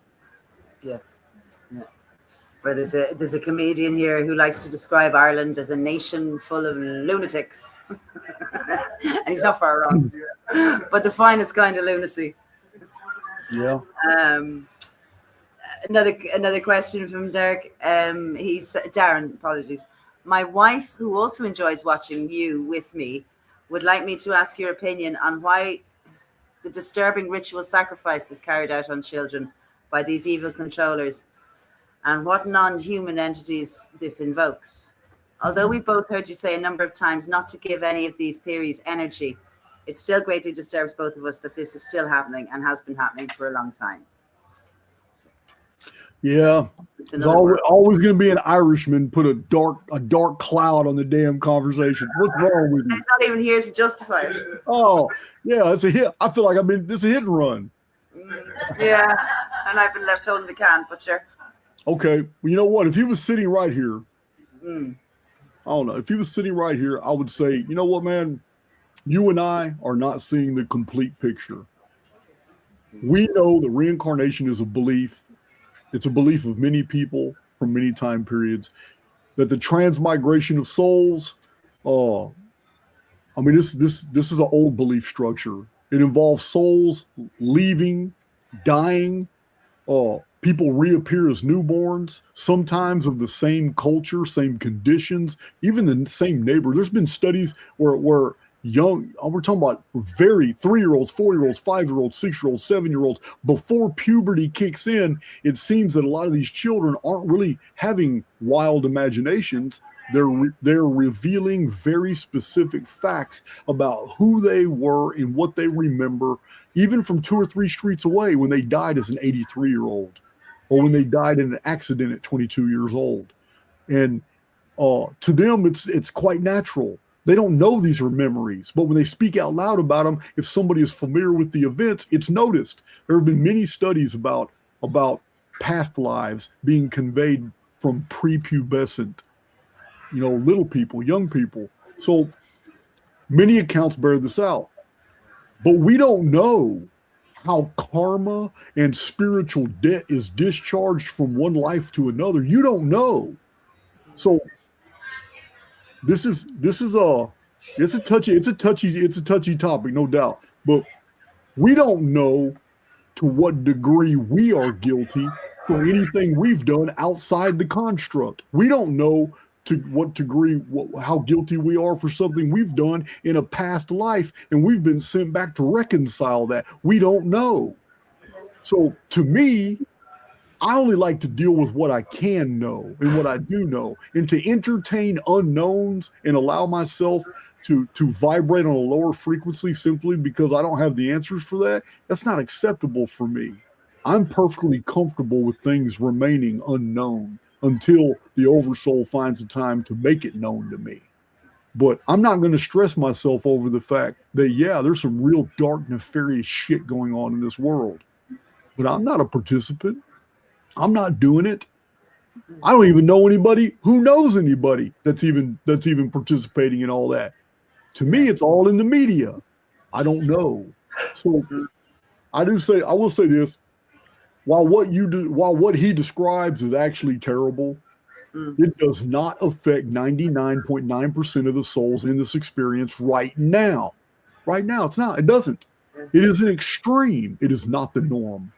And I'm not going to bother myself with something that is an extreme minority in the experience of in this construct. It's just not. I hate that it's happening. But in ancient times, human sacrifice was to shock the community. It was a discharge of fear, the fear energy attached to a coming disaster, like a military threat, an eclipse, news of a plague that's spreading and it's coming, but it ain't got here yet, an earthquake. Yeah, human sacrifice was to basically placate the gods, because it was believed that the death of a mortal placated, divine wrath, and the storm was weathered more easily if a human gave their life. This is the origin of atonement. This is the origin of the whole Jesus narrative, that one must die so the many can live. But this is the story of the Typhonians. This is the story of ancient Irish people captured in the Sea People's raids on the Mediterranean. The Egyptians captured redheads and sacrificed them because they believed that as long as redheaded people steadily came into the Mediterranean and they could kidnap them or they could capture their ships and they could sacrifice them, that the sun would remain true in the sky. This was the whole faith of the Egyptians attached to the Typhonians, because they feared that great black boar of Typhon would attack and darken the sun, and that would affect the crops in Egypt. So in order to keep that from happening, they sacrificed redheaded people. But I don't know if that's a real good answer to the question, but it's not a question that anybody can answer really good, because we just don't know. Yeah. He does have a slight follow-on one in relation to these elites, controllers, and this abuse. These practices relate to Baal, Moloch, etc. In your opinion, is the purpose primarily spiritual, psychological, energetic, social control, initiation, interaction with non-human intelligences, or something else? I don't know what interaction with non-human intelligences might mean, but all right, well, kind of covered that. So, yeah, these are dark questions, but I get it. Okay. We have to. So we have to assume that both good and evil afford their adherents special powers, even psychologically. Meaning somebody who feels that they are good does good deeds. It creates a feedback loop where good things begin to be programmed into that person's world of experiences. Because their world becomes such a good place to live in, they self-perpetuate the good deeds because it becomes quite natural. It is very easy to vibrate on a frequency of a chord that you're already in sync with. So it becomes easier and easier and easier to be in this feedback loop. Well, we have to assume if one is true, so is the other. Evil itself has to have some benefit or nobody would do it. So to those who have chosen evil, they're basically born into a culture that is already evil, but they may actually reap the benefit of performing evil actions toward others. It is a different type of feedback loop. It is a different type of energy. And the energy exchange may indeed be real. So if there is a benefit to being good because of the feedback loop it creates in that individual's life, then we have to assume that there is a benefit to becoming evil as well. Puts a different slant on it. Yeah. That was all he had. I have questions now from Angela from Cork. She didn't want to, but she's changed her mind. Excellent. Hi, Jason. How you doing? Good. I wore my dress especially for you today. Oh, I wore my hat for you. Okay.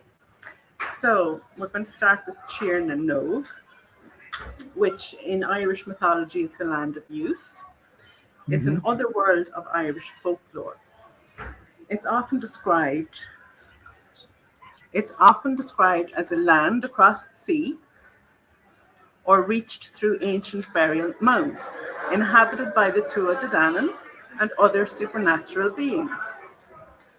So, it has perpetual spring and summer, radiant ethereal sunlight, environmental abundance, immortality. So this sounds remarkably like a vapor canopy environment, although the stories don't mention Chickenosaurus. Yeah. Yeah. Tír was it Tír na nÓg, huh? Tír na nÓg. Tír na nÓg. Yeah, I've read the books. There's a specialist on Celtic antiquities named Kennedy. His name, I can't remember his first name, but his name is Kennedy, and he's written a few books on Celtic antiquities, and he mentions this as well. He describes all the battles of the Tuatha De Danann, and I mean, yeah, it is. I mean, there's many civilizations that have almost this exact same scenario of like a golden age period. So this would, to me, this could only be in like a vapor canopy period. It's how could people age during those 60-year intervals? During those 60-year intervals, the increased oxygen, nitrogen, air pressure, people, I mean, we have many good creationist books out there where scientists are talking about under those conditions, scratches would heal in seconds, deep knife wounds would heal in minutes, and whole broken limbs could heal in hours. So yeah, but I think these are 60-year intervals. This is not necessarily vapor canopy, but the 60-year periods of Nemesis X. Because even in the Sumerian text I've showed you guys, where the Zechariah Sitch and Billy Carson version of the interpretations of the Nibiru appearances, Nemesis X, they're always dark. The world's being destroyed, all kinds of things. Anunnaki come in and invade, the ancient alien scenario and all that. But I showed you guys prophecies from the Akkadian cuneiform that says when Nibiru appears, the flowers will bloom, the forests will sing, the animals will be happy, and man will live in perpetual summer. So totally different body of prophecies, but it's the same subject matter, Nibiru. And we know Nibiru is a 60-year window called Nemesis X. So I don't know if it's vapor canopy, but I'm pretty damn sure it's tertiary field. Thank you. So, yeah, I had a question on Conor McDarry, but I think you covered that, or maybe you'll cover it for again. It would be interesting to hear your viewpoint on Conor McDarry, his book. So, yeah, I think that's it. Yeah, I don't know. You asked about other traditions. You asked about other traditions, and yeah, the Sumerian Edens were like paradises, but so was the Garden of Hesperides in the Greeks. The Garden of Hesperides was also a paradise similar to this as well. So remember, garden is a word that means walled enclosure. So if you're thinking from the perspective of like a Dyson shell flat earth deal, then garden is like the whole world. The whole world. Eden could be a reference to a time period and not a place. Okay, so one of the things I'd love to hear you do, if you could synopsize in 5 minutes the major events from 2040 right through to 2078 with a summary of each important event, 2040, 2046, 2052, etc. It would be just good to have that as one stream of a monologue, because a lot of times people, I find, want to know what's coming, and it would be nice to hear it in one block from you in this video, if possible. Okay, well, my take on the future is like almost the exact opposite of the Judeo-Christian model, which is what most of the world is anticipating or expecting. Yeah. 2040 is going to bring a vapor canopy. Volcanoes all over the world by 2037, 2038, 2039. There's over 1,000 volcanoes underneath the Antarctic ice cap. We're going to have a fundamentally different atmosphere because of volcanism. It's going to happen so fast. In this 6.5 year period between 2040 and 2046 is going to be a rearranging of human populations to deal with the fact that the environment is changing so much. Huge changes the Phoenix phenomenon is going to bring. It's going to bring socio-political changes as well. Now, what the media is going to do is probably promote a bunch of BS like it does today. There's no different. But the post-world after 2046, I see it completely different. I do not see an evil dictator come. Well, what's going to be perceived as an evil dictator that the whole world's going to rely on? I don't see that at all. I see an individual who's going to initiate something the Judeo-Christian model calls the beast kingdom, which is not going to be recognized as that from the world's perspective. From a spiritual perspective, it's a beast kingdom. From the world's perspective, it's the return of God to earth, and almost the entire world's going to fall for it. And they're going to line up, and he's going to overturn 10 kings and then subdue them. It's going to make him look like he's a massive miracle worker. And we're going to have the Jesus of Matthew, Mark, Luke, and John, which I've been telling you guys is nothing but literary, actually become literal after 2046, all the way up till 2070 when this individual is crucified. Once this individual creates an entire new world order, but not a political one, a religious one. Once this individual unifies everybody, all the way till the year 2070, when a mock crucifixion will take place. This begins a 36-year period after 2070 of literally a deconstruction of the world's governments, everything about the world, all the world's cities. There's a 36-year period of. Remember, during this period, though, the year is different. It's 243 days long. Yeah, the years are changed at this time, and the days are only 16 hours. It's a whole. After 2046, time collapses. Time as we know it is over with. It is an entirely different new model. So, yeah, what I see almost the opposite of the Judeo-Christian model. I see a grand deception, which is going to basically, it's going to hook about a good 99% of the world's population is going to believe it, hook, line, and sinker. But it's not Jesus. It has nothing to do with Jesus. It's all complete farce. It's all bullshit. But I see that this is going to introduce another Exodus period, which this Exodus period begins in 2070 and lasts all the way to 2106 when it finishes, when it's over with. I see that the Great Pyramid of Egypt is going to be activated, and that by that time, the world is going to know exactly what that structure was built to do. In that world, that structure has an engineering purpose that's going to be revealed to everyone. It's all this is in a few. This is long after I'm dead.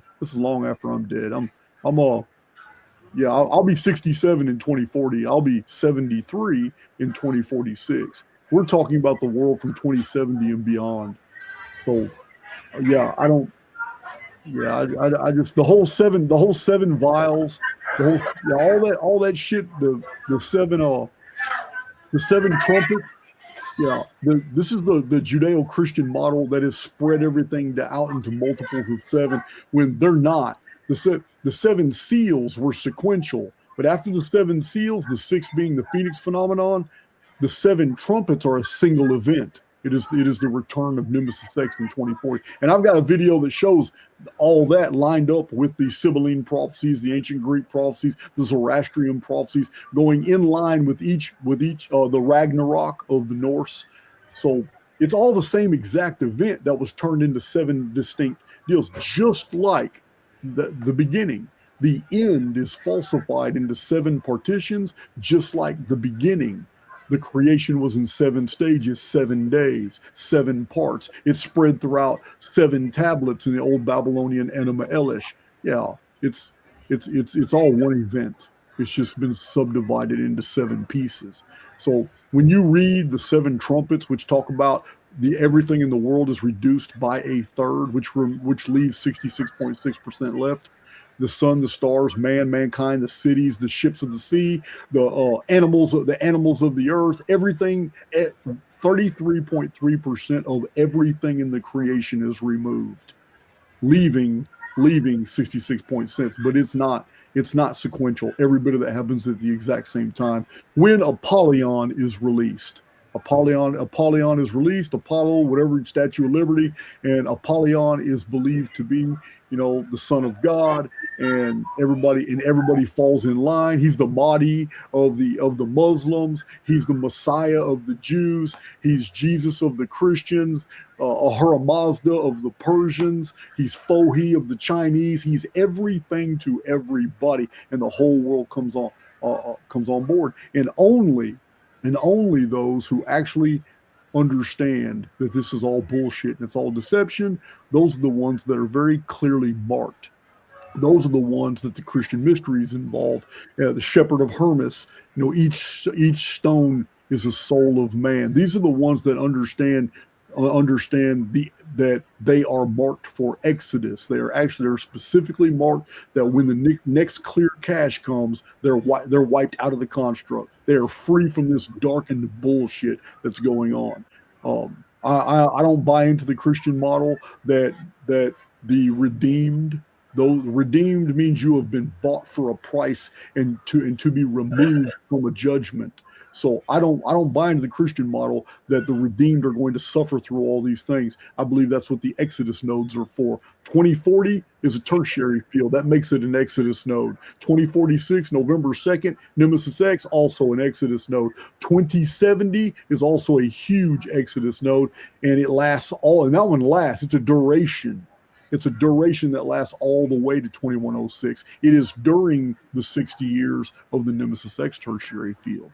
So these tertiary fields are Exodus nodes, and they've always been attached to Exodus traditions throughout the 58 centuries of the historical record, from the disappearance of Enoch all the way till modern times. And the last time Nemesis X was here, what happened the last time Nemesis X was here? The Great Black Death Plague took 1/3 of the entire world's population. So it's this is my take. I don't know if that's the answer you were expecting, but that is absolutely my take. After 2046, what we know of as the nations of the world is going to be completely disbanded, and it's going to be like an international religious cult that venerates a figure who most of the world is going to mistakenly believe is God in the flesh. And just to round it off, after 2106. 2106 is 72-year period. There's a 72-year period from 2106 all the way to 2178. I can't tell you what's going to happen. Return of the Chief Cornerstone is in 2106. It satisfies the programming of 7,344 years, which is the Great Pyramid's apophthegm, the sloping distance. Each one of those inches represents a solar year in history from 5239 BC, the beginning of the Anunnaki Ner chronology, all the way to 2106 AD. So I don't know what we can expect. It is the 60th and final year of Nemesis X as well, which is an Exodus node. So it looks like 72 years is a period of time until the full systemic loop. Because we all know what 2178, anybody who's been in Archaix a long time, 2178 is the ultimate. It's the only number in existence like it. It is the number. It is the one number in existence that eternally loops. It doesn't collapse to zero, and it moors our arithmetic to something else, which is real, because we're on the photo-negative side. We are not in the real reality. We're on the outside of a real reality. And this number, 2178, in mathematics and in the calendar, represents that portal to another, or to it's a loop. So it's a total another time through the same construct, which reinitiates the entire Great Pyramid chronology all over again. I'm also on board with the idea. That the human race are the ones that shore up and rebuild and correct all the problems in the Great Pyramid, all the way till from 2070 all the way to 2106. During that 36 years, our technologies are employed to, because it's been done many times. Anybody who has studied the Great Pyramid knows there are whole areas of the Great Pyramid that have been rebuilt and refurbished, corrected, new materials added, shored up. Why? Over and over and over. Have we refaced this structure over and over and over and over? I don't know. I don't have an answer for it at all. But I do know that the Great Pyramid, as I have shown, and I have shown it very conclusively on my channel and in my books, it is a three-dimensional lithic calendar showing the history of the world going forward and backward in time. And there's no explanation for that other than it's the mainframe. It's the mainframe holding all these timelines together. And for some reason, at the end of the timeline, we always come back and correct it, refurbish it, add all the stones until the final year when the chief cornerstone comes and descends on it. And it's so profound. I don't know why we do it. But I do know this: those last 2070 to 2106 is 36 years. And any of your mathematicians out there knows that 36 identifies in geometrically what's known as keystone geometry. And if you want to see an example of how the number 36 mathematically forms a perfect keystone, cornerstone, you should look in a book called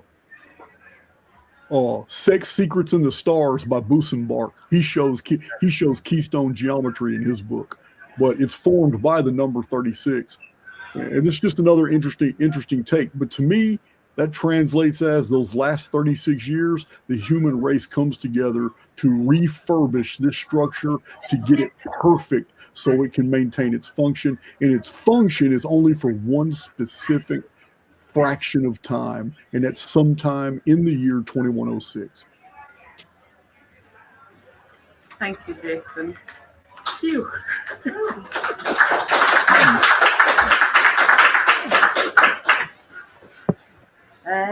We're nearing the end now. We're approaching our last question that I got beforehand. So Okay. we're gonna have Greta next from Dublin.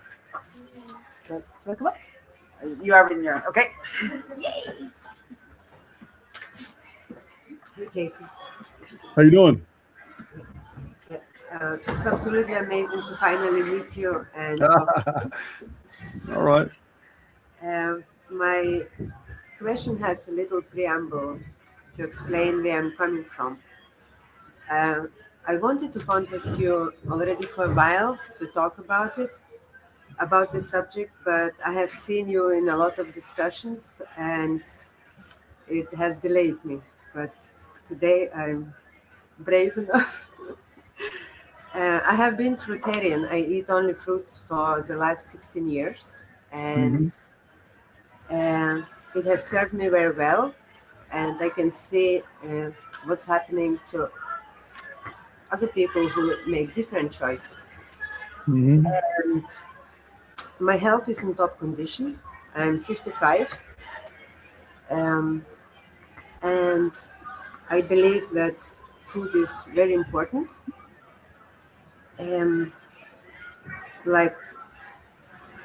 If that's my question, if our avatar belongs to this construct, can it be that our species have a particular way of eating to maintain our health and youth? Like, for example, animals, when they live in nature and they eat specific diet, they are healthy. But as soon as people domesticate them, as soon as the people feed them, they become ill. A lot of animals have the same problems that we do. or even a car. If it runs on diesel and you put in petrol, it breaks down immediately. But our bodies are intelligent and they repair itself until it cannot more. That would be my question. Okay, well, I do have a few remarks. One, it has been shown that blood type has a lot to do with diet as well, and that and if blood types also govern, like some people who can really eat a lot of fish while other people can't. Some people can eat a lot of proteins and meats, animal fats, and they don't negatively affect those people at all. Like the Norse, the Vikings had a diet rich in pork. Well, countries in the Middle East around the equatorial belt and the Middle East couldn't eat pork. It did all kinds of things to them because you can't really preserve it. It's a dirty meat. But in the North, they lived on it. Now, I will say this. I used to do very intense physical labor, very intense. You don't sling 40 to 90 pound flagstones on a fruit diet. You're not going to. You're just not going to. I used to in the summer heat in Texas, 103-degree temperature, super hot out there doing flagstone patios. I did this for years, and my diet mandated that I had to have rich, high proteins, fish, meats, chickens, all kinds of things, because it also creates bone density. But my physical labor mandated that I had these heavy foods. But the heavy foods didn't stay in me. They went right through me. They just gave me the nutrition I needed. But I would have never been able to do that work if I was eating nothing but fruits. It would have never happened. It's a fruit. Even today, I can't just eat fruit. And because I start feeling weak, lethargic, I lose my concentration. I've tried it. I've tried all kinds of diets. I just can't. I believe that a lot of it has to do with genetics. For those who live a more sedentary lifestyle where they're not burning a tremendous amount of calories, I believe a fruit diet would be beneficial for them. But I'm not a dietitian. I really don't know what the long-term effects would be. But for me and those guys that did the type of back-breaking work we did, yeah, we have to have our proteins, we have to have our carbohydrates, we have to have our fats, yeah, because our bodies are being traumatized. Yeah, just because we're guys doesn't mean it doesn't take a hell of a toll doing flagstones 6 to 8 hours a day, 5 days a week. It'll break you down, and you've got to have the necessary food. So when you go to sleep, you can wake up a new man, strong, and repair those muscle fibers, strengthen that bone, the epithelial cartilage and bone and bone density. And it all depends on lifestyle. But I'm really the wrong individual to be asking about diets and all that. Right now, I'm on a sardines and scrambled eggs diet. I'm eating in the morning, I'm eating hard-boiled or scrambled eggs. In the afternoon, I'm eating 1 can of sardines. In the evening, I'm eating a special can of sardines. These are gourmet. They're about this big around, and it's a whole meal with spices and olives and extra virgin oil, but it's all sardines. It's a very specialized round can of sardines. That's what I eat in the evenings. And sometime during the day, within 30 minutes after a workout, all I drink is 1 glass of powdered milk with some supplements stirred in it. That's my whole diet every day for the past 4 or 5 days, and it's going to continue to be my diet for the next 2 or 3 weeks until I get down to the weight I'm trying to get. But yeah, I'm just the wrong guy. I'm the wrong guy to be asking about diets because I'm not educated in it. I just know from my own personal experience what works for me and what doesn't. We don't have here too much time to talk about it, but I could say more. And I don't know about flagstones, but what I have seen, that people have even more strength and more endurance, and they become very good athletes because they have more energy and their bodies can recover much quicker. I don't doubt that. I just know for me, if my body's feeding for something, let me give you an example. The day after I do a whole bunch of work or a bunch of working out, and I can feel like lactic acid build up. I can feel my muscles, my legs, my thighs. I can be like, damn, man, I worked out hard yesterday. my body and my mind are craving for a T-bone steak, ribs, baby back ribs, maybe a baby chicken. This is what my mind and my body are craving. They're not craving grapefruit. They're not craving strawberries. I'm going to follow what my body's wanting. You know what I mean? I do not doubt that the fruitarian diet works for a lot of people, but is it going to work? Is it going to, I mean, what good is it if I stuff myself with a whole bunch of fruit because I don't feel like I'm getting full like I do with that 9-ounce New York strip steak? I understand. It's just with fruits, your body needs to go through some kind of transformation until it gets adjusted and gets used to that. And then you don't really need so much food anymore. Well, I'm also of the opinion that if the environment changes, it's also going to change my avatar.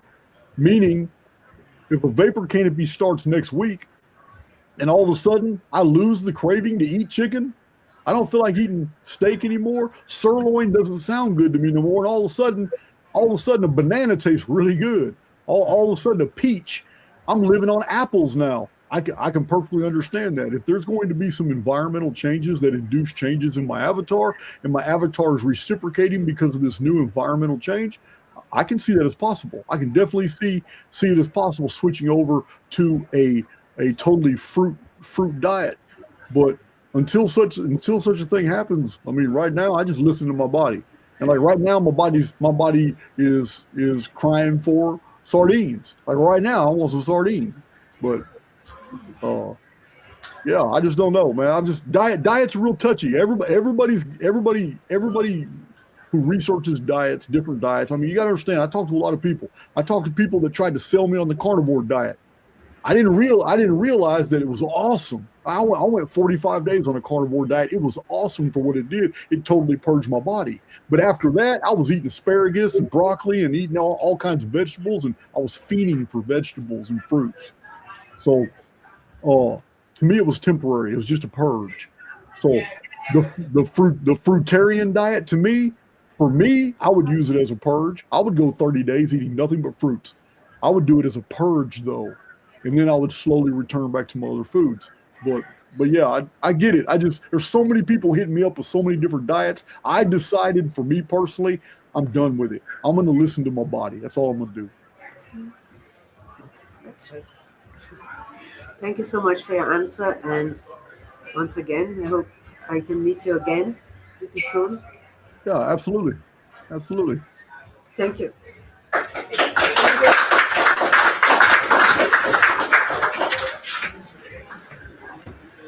Back to me, Jason.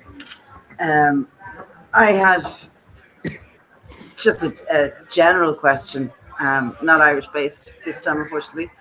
But I wanted some academy advice. I started the academy a couple of years ago, and I decided to go get the whole lot together because I thought if I left it module to module, I wouldn't complete it. So I just went all out, got the whole lot. I'm not a bookworm. My spelling's improved a little bit, but it's an exercise, especially hard work to read a book and continue on to the next line without repeating the same line again momentarily. It took me about, 6 months to read the history of Zoroastrianism. I got there, and I tend to make a lot of notes as I go along, which I'm probably doing too much of because you've already done the dots together for us. Right. And I'm just wondering, you used to, watch too much television as a child and like Data and Star Trek, The Next Generation, just scan read the books. I wanted to be able to do that. I wanted to know what was in the books, but too lazy to actually bother turning the pages and absorbing the words and the information. So I know that for the academy that the bulk of the readings in the first 20 modules, and some modules as you go, like 6 and 7, I won't have to cover because of the reading material will already have been done. But it's taken me 2 years just to get, I'm not going to say halfway, over a third of the way through the third module. And just so you didn't go by the actual suggested syllabus. You just started going in order. Chronologically, yes. Do you want to see the syllabus? Do you want to see the suggested syllabus? How you go through the academy? because I did post it. Missed. Oh, okay, I missed that note. That probably would have helped. Yes, please. All right.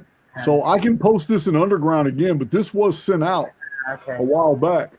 But the suggested order was, you see the courses are numbered here, but the reason the syllabus was designed this way is because the first section is all about the Bible. Once you get through this first section, course 16, 22, 23, 27, 36, all the way down here to 49. Once you get through these 9 courses right here, you have gone through everything in the academy about the Old and New Testament. Okay. The next one was the big one. That's the Phoenix phenomenon. Once you went through all these, you had covered the entire Phoenix phenomenon, everything we have in Archaix data. The third one was power of mind and spirit within. This is the We Immortals type stuff. Yeah. Then we have a large one, calendrics and chronotexture. This is all the timelines, loops, chronology, all the mysteries here. Yeah. Oh, here's a smaller section, how far science has fallen. This is 7 of them right here. Okay. And then we have how popular theories are proven untrue. Okay. These are my favorites here with Hancock and stuff. Yeah. Amazing antiquities. This is just a mix of some really interesting shit. Okay. And then the extras. These are the extras. They don't really fit any. They really don't fit any category. Okay. Yeah. Brilliant. I'll make notes of them later. Thank you.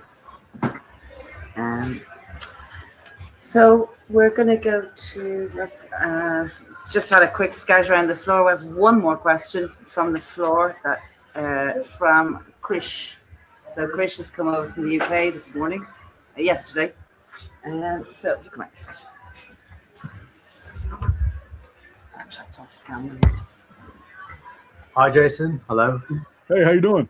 Yeah, I'm good. I've been listening to your work for the past 4 years since I was 23. So I'm actually quite privileged to know most of it from such a young age. And for that, I'm awesome. You are young. It's badass. Yeah. So it's not a question per se. It's more like a request. It's more like asking for permission. And it's quite great that you had the Archaix syllabus up because it's directly related to that. What I want to do is, if you allow me, I want to be able to, spread the Archaix syllabus to my own generation, Gen Z, so to say. But I don't want to do that by just parroting what you say.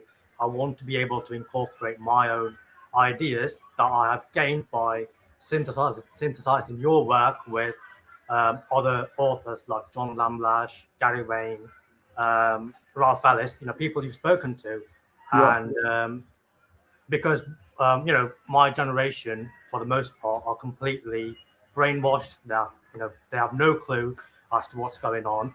But the few people who are actually quite awake, what they're sort of trapped under is they think that politics is going to save them. Like in the UK, they think if you had the correct right-wing government, that's going to fix everything. A whole bunch of them think they can vote their way out of this bullshit. Yeah. Which obviously we all know it's a sham. It's never going to happen because my generation, for the most part, they don't have the awakening of the immortal soul within. That they have that knowledge is completely alien to them. Yeah. So what I want to be able to do is it's more like create my own channel, create my own content aimed towards my generation. I want to use your syllabus. Listen, I'm all for it. I don't own the truth. I do not own the truth. So I do own my presentation of it, but I've already given the public, pretty much carte blanche. I've told people over and over, use the material on your own YouTube channels. All I ask is that every once in a while you remind your community where some of this data came from, so they can come check it out for themselves. Most of the stuff that I tell you. Other than that, yeah, I'm all for it. Hey, you get 2 million viewers on your channel. It can't do anything but help me. I would never tell you no to the idea that you have. No, man, take off, do it. Yeah, thank you. That's easy. That's the easy yes.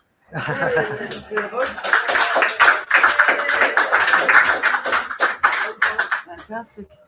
Anybody else? Well, Cy, Yes, sir. it's been 2 hours and 29 minutes, almost 30 minutes, and I do have a card game engagement I got to shower and get ready for. We have a raffle to get to. Yeah, you know what? They're a bunch of sharks, and they're always taking my money, but it's okay. But I hope none of them are Irish, then you're really stuffed. Man, I'm related to all of them. That's what sucks. Yeah. Brilliant. Okay, yeah. We're just going to give you a wave bye-bye from the whole room. We've had a great evening. Turn it around. It's been an awesome conversation. Yeah. Thank you. Thank you. Woo-hoo, Philibus. Nice one. Brilliant. Well done. Made me dizzy. Sorry, merry-go-round. Yeah, that was great though. It was a great conversation. Good. Glad you enjoyed it. We did too. Great atmosphere here in the room. Thank you very much. So what time is it over there? Drink time. Drink time. Man, I like that. I like that time. Yeah, they're getting a bit rowdy upstairs in the pub. Guinness time, there's to say. Or Murphy's from Cork. Their show. All right. Well, I appreciate it. And look, you'll probably never again ever see me wear a hat like this again. I did that for y'all.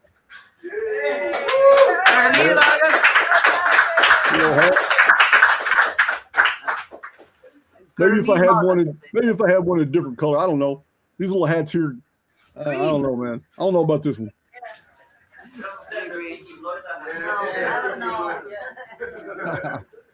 All right. Well, see, and Irish errants, we'll be talking to you later. Love. I love to get together. It was awesome. Gurmila Maga, Jason, August Slán. So thank you and goodbye. Goodbye. Slán. And that was badass. That was badass. But now I got to shower. I got to get ready for something, and I got to get this Irish off of me.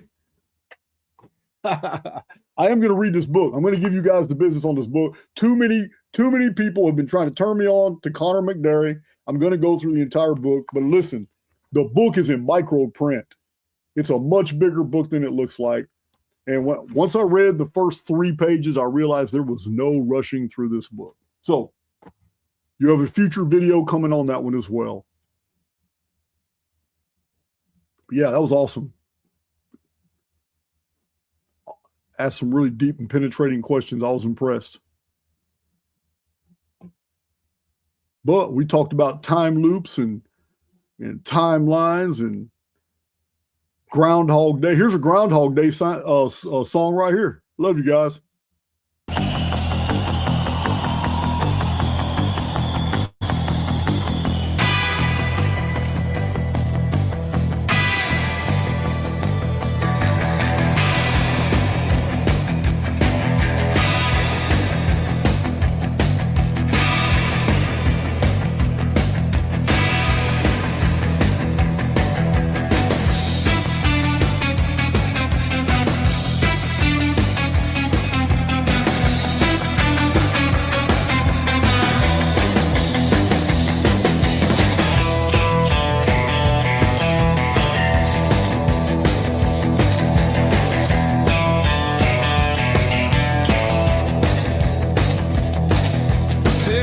The clock is melting slow. Where does it end? Where does it go? The future's past, the past is near. Everywhere and nowhere here.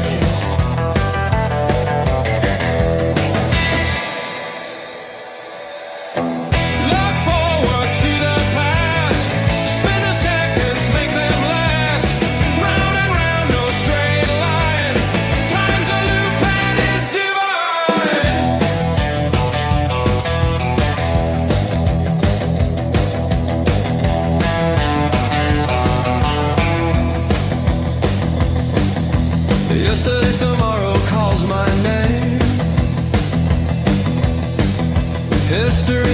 cheap arcade game. Catastrophes and neon lights dancing through the endless nights. We're stuck, we're free. It's all debris of what will be. Look forward to the past. Spin the seconds, make them last. Round and round, no straight line. Time's a loop and it's divine.